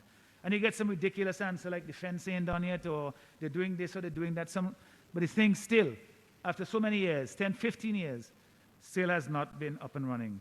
And now that the minister has adopted the terminology of the blue economy, and he's exploring it in all its facets, even down to deep sea mining at the bottom of the ocean floor, this is something that, again, it ain't exactly a low-hanging fruit, but it's close.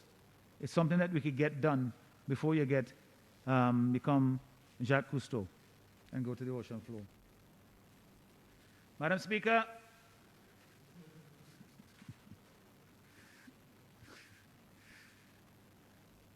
we have oh, you just remember who Jacques Cousteau is? Madam Speaker,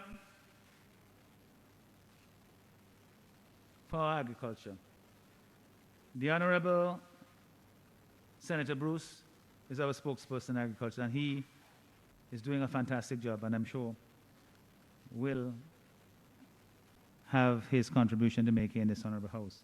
But I just want to say, by way of not prefacing what he will say, but to show that from the very top in our party and our side of the House, that we recognize that agriculture is indispensable to the economy and life of St. Vincent and the Grenadines. Without a thriving, a productive agricultural sector, it's like we are missing our backbone. And so we have to make sure that we provide what is necessary to make it work. Yes, as the minister said yesterday, it's not your father's, was this a father or grandfather's agriculture? Grandfather. Well, it may not even be a father, you know? And this is at page 11, 12, and 13 of the budget address. You know, there are activities, of course, the cannabis industry.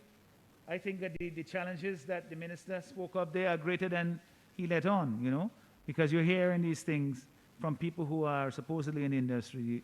I want to see it succeed too. We supported the initiative. You know, the Honorable Roland Matthews, who used to be in this House, he was somebody who championed this, Madam Speaker. We spoke about it at a town hall meeting for the first time when this matter came as a public debate at a town house meeting in Fitzhugh, a town hall meeting, to say that we need to get into the cannabis, the medicinal cannabis industry, but even beyond that, to legalize and to decriminalize possession of small quantities for recreational use. These are things that, Madam Speaker, are an important part of what the Minister of Agriculture is doing. But I want to go back just to basics. You know, the Minister of Agriculture needs to be more creative, to be honest. Not just simply every Monday morning you have a new project as to what you're going to export, whether it's turmeric one day or ackee the next.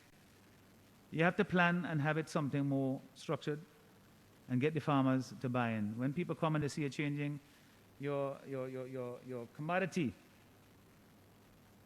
and the market is only for a one-off production, it doesn't give them any incentive to invest. And the farmers are business people too. They're rational people. They're only going to invest and put their money into it because they feel that there's a long-term prospect of success. And so, beyond the new opportunities in medicinal cannabis, there are the basic things that used to be done in the agricultural sector. And there needs to be, obviously, more technology used to increase not just production, but to increase productivity. You must be able to get higher yields to make them competitive. There's no point growing the best banana that you have ever grown if, you know, the market for banana puts yours beyond a higher price than others. There's no point in selling tomatoes and growing it if you're bringing them in from Trinidad and they're a lot cheaper and they look just as good. You know, I believe our local produce are sweeter and better. I mean, the people on the street, the vendors will tell you I'm one of the most loyal customers. I go and I shop along the street every day, walking towards it. I buy okra and I buy peppers and I buy dashi and tanya and banana, everything off the streets and there because I know the work that they put into it, and they know that the quality of the produce is exceptional. And but I see, you know, even the prices that are paid, you know, it doesn't really, again, it puts a little dollar in your hand, but it doesn't, it's subsistence living. We got to go beyond it. Agriculture now has to be put on a modern footing. It's not just putting, you know, dashin or tanya on the ground and then hoping for it to grow. It has to be more than that. The greenhouses, the BAM initiative that brought in greenhouses, that brought technology to create the, for small animals, pens and so forth, to increase the growing and the rearing of such animals so we could increase our meat production. All of those things are good, but they need, Madam Speaker, to have follow-up and follow-through. You know, since that project came on stream so many years ago, it still hasn't been fully completed. The minister said that the food science lab out at Anna's Vale that was started so many years ago by Innotech, and they then went away and left it incomplete. It's still incomplete, even after I'd raised this several times in this House over the past 2 years. But this is a necessary part of creating the infrastructure to transform agriculture, and that is something that we need to get done. We need to encourage and incentivize organic farming, Madam Speaker. There are other ways you can use the farms for tourism to generate additional income for farmers. Make agricultural lands available to farmers. We must develop new overseas markets for niche commodities. You know, these are things, Madam Speaker. Poultry farming, you hear so many stories. I mean, something like just producing eggs. Sometimes there aren't the layers, you can't get access to them. I hope that problem has been solved. At one time, people had to bring them in themselves all the way from Miami. You know, that's ridiculous. And then sometimes there's a glut in the market now. You can't sell a flat of eggs for $15 and make money. So we have to bring back the marketing board as well to help the farmers maintain their earnings and obtain better prices. Improve feeder roads. There's allocation here in the budget for feeder roads and for to provide those services. But why were they allowed to deteriorate to the point where they are now, Madam Speaker? Some of them are impassable, I'm told, inaccessible. And then once you can get to your lands now, what do you produce? How do you market it? It can't just be a situation where you put the road in place without an overall framework as to how you're going to help the farmers who are on that road, who use that, to become productive. Otherwise, they will not. produce, and the roads will just be there and not being utilized in the way that they're intended. Agro-processing. This is an area. Member for Central Kingstown is one of the, again, always talks about this as to how we can increase the value added from our agricultural produce. That could only come through agro-processing. That is an area as well. It can't happen. Why I one-off thing. I always tell a story of this young man who I used to buy chips from, plantain chips and sweet potato chips and so forth. Wonderful produce. But all sorts of bottlenecks in supply and in production and in labeling and so forth. And I don't know if he still produces, but he certainly is not available to anymore. And it's sad to see, because this is someone who I think could succeed in using the agricultural produce here to make an agro-processing business that would be viable. And of course, I said at the outset, when we talked about high crime in this country, high rates of crime in this country, we talk about it, you hear about the sensational crimes, you know, about homicides and break-ins and so forth. But one of the most crippling and widespread examples of crime is the thieving of animals and agricultural produce. The fancy term is predial larceny. We have on the books very strong legislation, but it's not enforced. And the farmers, I mean, who is going to plant something they can't keep their eye on when they know that after they plant it, there's somebody have their eye on it, the owner, some people just call them, and they go in and they take it before you can harvest it. As I said, the story of the fellow who called me a couple of days ago, you see, he lost a sheep. He come from North Central Windward constituency, I believe. And he just got there too late. How? And, you know, he put it down to cyanide times as well, that people are desperate and they do desperate things. But I mean, clearly, you can't have any excuse for somebody who steals somebody's animal, because that person needs it too. And so we have to have in place a zero-tolerance policy towards predial larceny. It must be enforced. Otherwise, if it is not enforced, then it makes sense how tough the legislation is. One of the things I was taught when I was a law student was in sentencing law.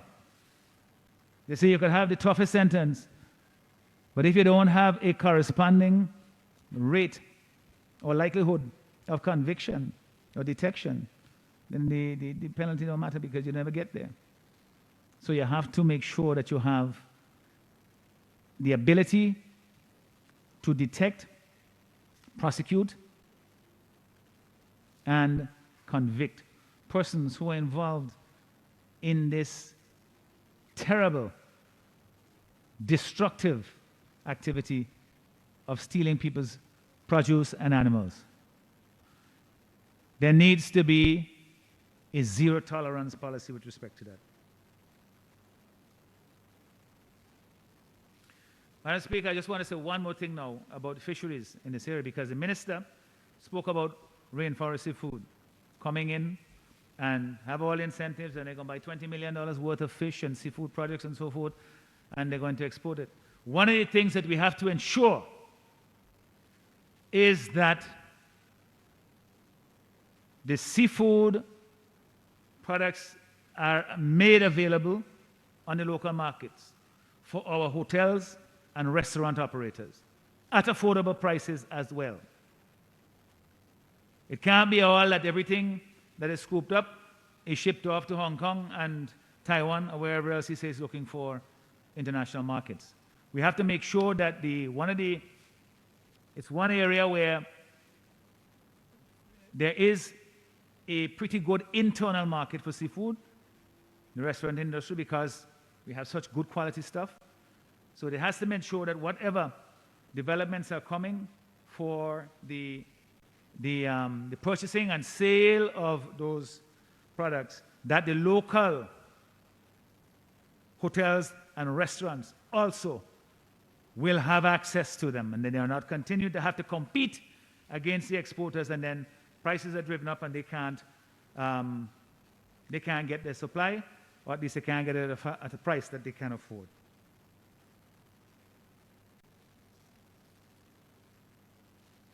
Madam Speaker, much was said about the tourism industry, about the problems. I expected that there will be serious problems in tourism industry, that there will be fall off and so on. Everybody understands what that is. And we want to get back to a position where we can start to grow again, where the cruise industry can reestablish itself, where the hotels can reestablish, can have full occupancy again, especially in the tourist season. It's really painful that you know that this is a time when they make $1 and you can't go about doing that business because of the situation with COVID-19. But it's not going to get better simply by saying, okay, let the people come still anyway.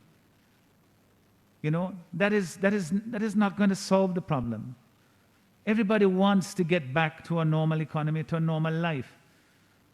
But you can't shortcut it by simply saying, well, let's just do it anyway and hope for the best. You want to shut down the economy, you want to do this and so on.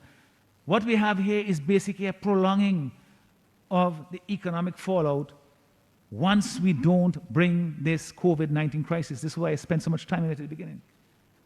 Under control. The spread, if we don't bring it under control, there is no economic activity that is going to come back to bring any tourism or any kind of business for the restaurants that used to operate before Christmas when the spike, as the minister calls it, started.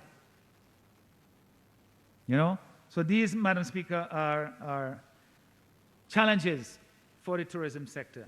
What I urge is that the minister, if he is ever going to reconsider what I said at the beginning about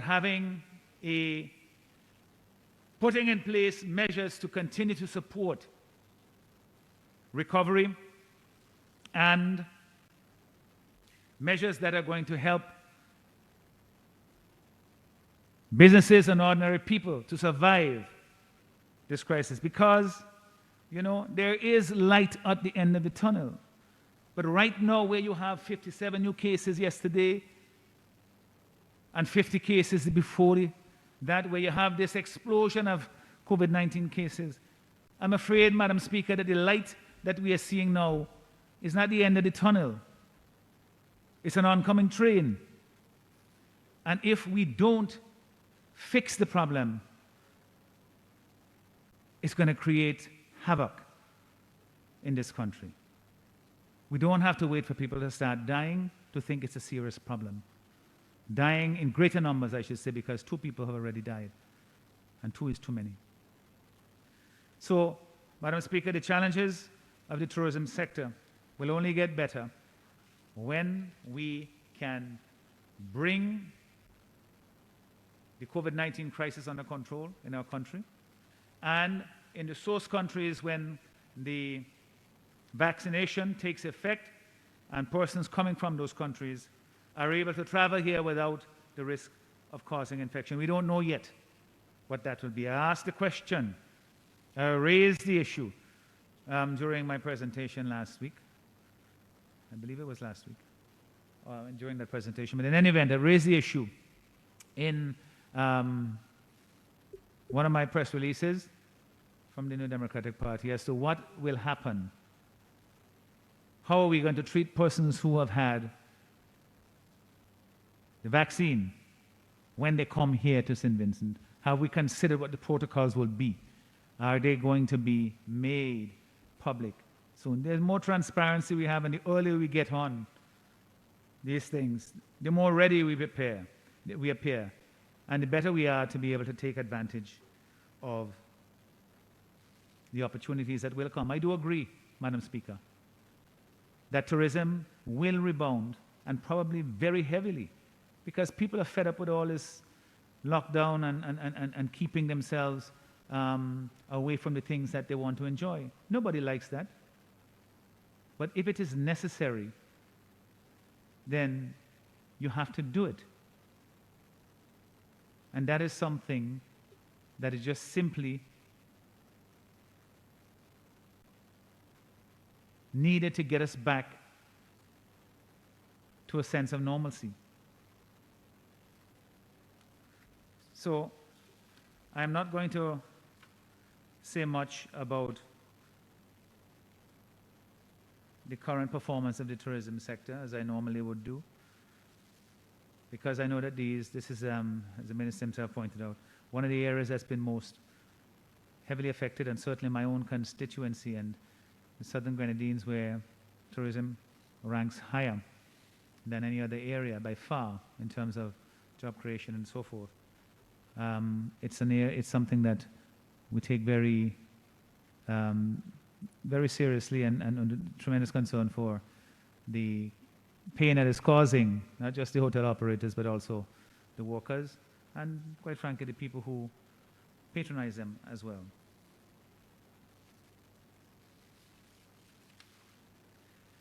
Madam Speaker, we talk about young people.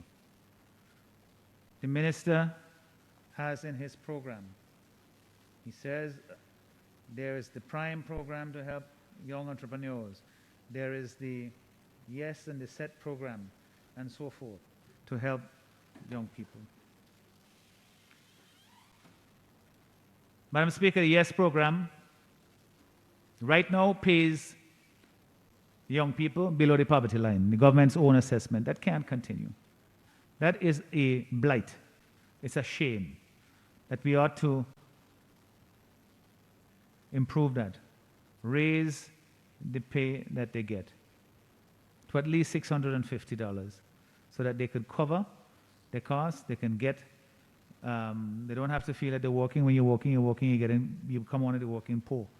And the government encouraging that.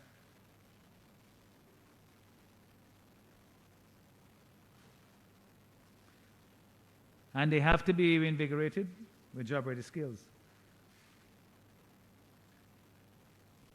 And also involve the private sector in it. One of the proposals, Madam Speaker, that I would put forward here too, is to expand the program to include the private sector and to say that the government will continue to pay its part if the private sector employer would pay a corresponding amount and keep the person on for at least 1 year so that they have a good employment experience and they can use it on a resume to apply for more work.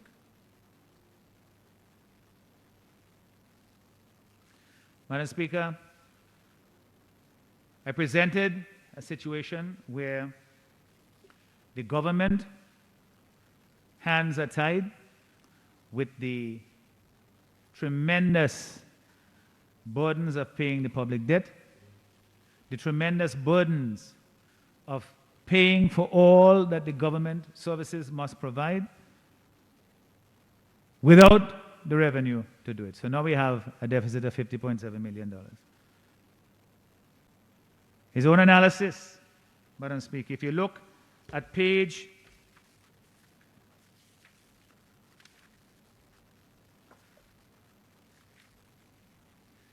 85, Madam Speaker, page 85 of the budget presentation, and you look at that box there, current revenue, less current expenditure, current deficit, add grants and capital revenue and so forth, and you have a capital, money available for capital expenditure, $8.2 million, and then you have an overall deficit, $309 million. And I look at this and I ask myself, what sense is this making? What is the picture that is painting of an economy that is supposed to be functioning here? It's obvious that the country needs revenue, the government needs revenue to bring money into the country. And whatever programs we have that can attract such revenue for capital development, we ought to take advantage of it. Of course, we support the idea of establishing a well-vetted citizenship by investment program as been done in every single other Caribbean OECS country. And they raise capital that is needed to pay down their debt. That's why Grenada is now under 60% and St. Kitts as well. And also to invest in infrastructure project that then fuels other growth. And then The idea is that you have this as a program, as has been done elsewhere, with proper checks and balances to protect St. Vincent and the Grenadines and its reputation, and also to sustain the program. You have to have people involved who are, the source of their income, who have high integrity, and who adds to the reputation of our country. Not scamps and vagabonds as people try to present it to be. People have their own reasons for wanting to have dual citizenship. Our reason, Madam Speaker, is to say that we have an opportunity to raise capital through this program to provide debt-free and tax-free capital to further development. And for those who oppose it, Madam Speaker, they must think of the interests of the country overall, not their own personal and private views on the matter. To do it, you have to have a detailed and exhaustive background checks. The persons have to show a demonstrated commitment to the country. How much more demonstrated commitment can you have, Madam Speaker, when you say you will put money into building a hospital, that you put money into building a shelter for young and disadvantaged persons, that you will put money into building a hotel. Right now, persons who invest in real estate properties here in St. Vincent and the Grenadines can obtain citizenship because they have a stake in the country. So long as they meet other criteria, I see nothing whatsoever, Madam Speaker, to discourage, to say no. And we must have collaboration with international partners, that is the UK, and the US governments, and the Eastern Caribbean Central Bank, so that there are proper enforcement channels and transparency in the program. And then, of course, it has to be run in such a way that there is public transparency within the country, so that you know exactly how much funds are coming in and where it's going, and to see the projects that are being done. This is something, Madam Speaker, that Antigua, St. Lucia, Grenada, St. Kitts and Nevis, we have Dominica, all these countries have done so, Dominica, and I mean, there are those who have their own personal differences, nothing to do with the performance of the program, just their own philosophical orientation. And that is a very selfish and high-minded kind of approach when you think of the benefits that other countries have derived from the program, and that we ourselves are involved because we are OECS, and there's free movement of persons within the OECS. So, Madam Speaker, just briefly, I heard the minister say, and one of the things that they're going to fund, they're going to fix Fort Hamilton in Beckway. It's a tourism project. I've talked about this many times. Needs to be done. This was built many years ago, since back in the 70s, I think, when James Mitchell was in the was premier. And the place, there's a little bit of work being done here, but it's a nice lookout point. It needs a little love and attention to get it up so that it can be more attraction, and the people there can make $1 from using it. The J.F. Mitchell Airport, I see that there are some funds in here again. It's not half as much as is needed, because if it's going to be used for other projects in the Southern Grenadines, that airport facility has deteriorated to the point, Madam Speaker, where it is in such terrible shape. It's a shame that the government would allow it to get to that stage. People coming into our country, and that's the first thing you see, they must think, well, Lord, if this is something that is so visible, what happens to things that we can't see? It smacks of a lack of attention to things that matter. It's as a sloppiness, and maybe even a corruption of mind and spirit when you see that sort of thing and you think, well, how is it possible that you have at an airport where it will look something like that? And this needs urgent attention, and I trust that it will get that now. Madam Speaker, there's a sporting facility in my constituency in Paget Farm. I had promised, and still do, that we will seek to get the funding to fix the hard court, which was one of the nicest hard courts at one time. Right now, the fence is broken down, the surface is broken up, the hoops are gone, the lights don't work. I mean, it's a terrible shame. And this is right down at the airport in Paget Farm. And that facility is a wonderful facility that can become developed into a training center, quite frankly, not just for the community there, but for sports teams and so forth who come on a weekend or a week of training once we get that facility up. It's a beautiful area that can be made into a sporting hub in Beckway, and certainly for benefit for that community and for anybody who wishes to use it. But it needs the work to be done. The center is, the hard court is in a dilapidated and dangerous state. And I trust that although it's not one of those that's been identified for attention, that somebody will go down and have a look and say, well, yes, it's a crying shame. We need to get it done and fix it up. So, Madam Speaker. Minutes remaining. Thank you, Madam Speaker. Madam Speaker, I have been in this House now for almost 20 years. And I must say, I have seen and participated in many budgets. This budget, I am serious when I say, I mean, half of it really could have been left out, because it seems some of it is like an academic thesis. A lot of it is historical. Some parts of it are like a thank you letter to people who have done well for the country and so on over the past few months. All very nice, but they shouldn't be the substance or the key substance of a budget presentation, because if you have that, you still got to go on to say how this document charts the way forward.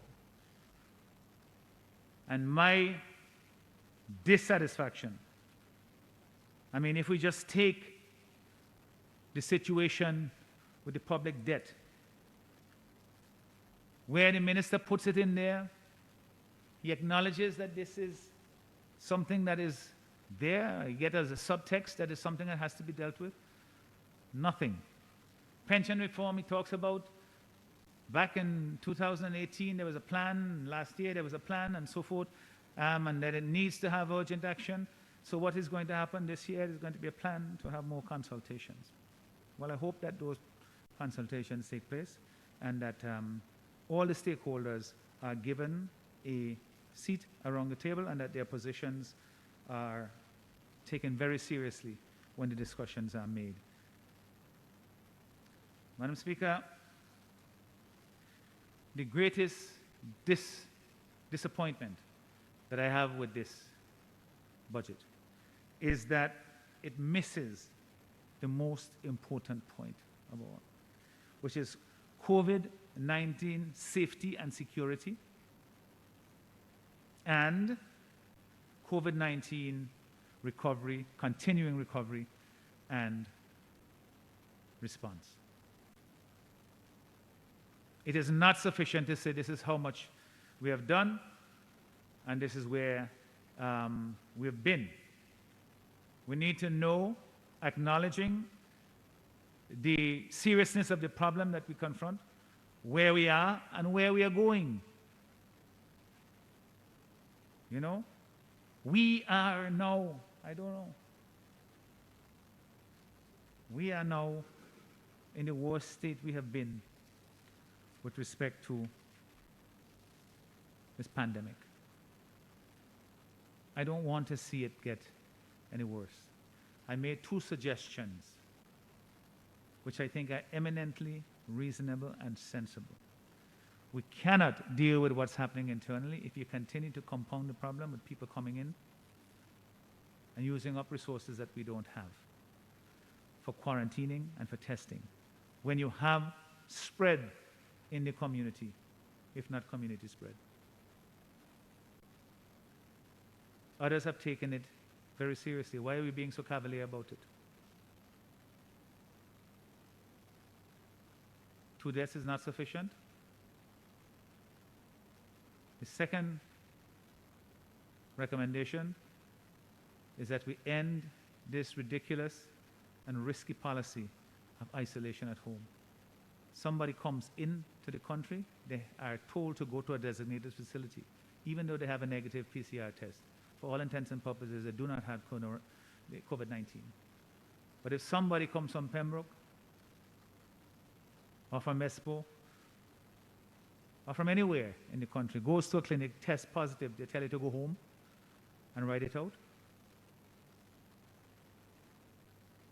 That doesn't make sense. That is playing Russian roulette. Because that will only lead to further spread, because the risk of contaminating family and other community members are obviously greater. That needs to end. And especially since there is no follow-up to see how the person gets home. I've heard stories I don't even want to repeat here. That must be contributing to the current spread here. And must be of some worry to the Chief Medical Officer. And those are the policies that she's enforcing. So, there needs to be facilities need to be provided so that persons can isolate safely and not risk infecting their family members and friends. And if we can't get the facilities at hotels and guest houses and so on, then temporarily we have to make facilities using public buildings. I suggest the schools, if they want to do something else, that's fine. Just make sure that we have the facilities so that people can isolate safely. I think that's what most people want to do. Let's treat this thing as if it's a killer, that the minister said in his own remarks. A disruptor of lives, a destroyer of lives and livelihoods.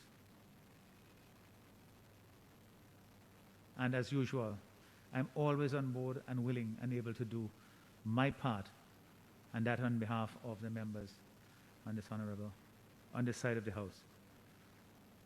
Madam Speaker, I can't give this budget the approval that it so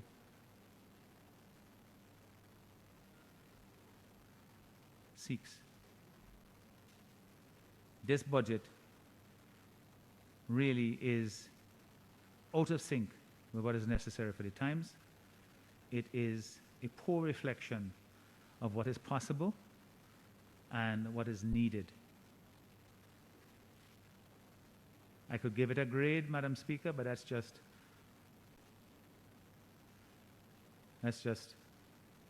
for sure.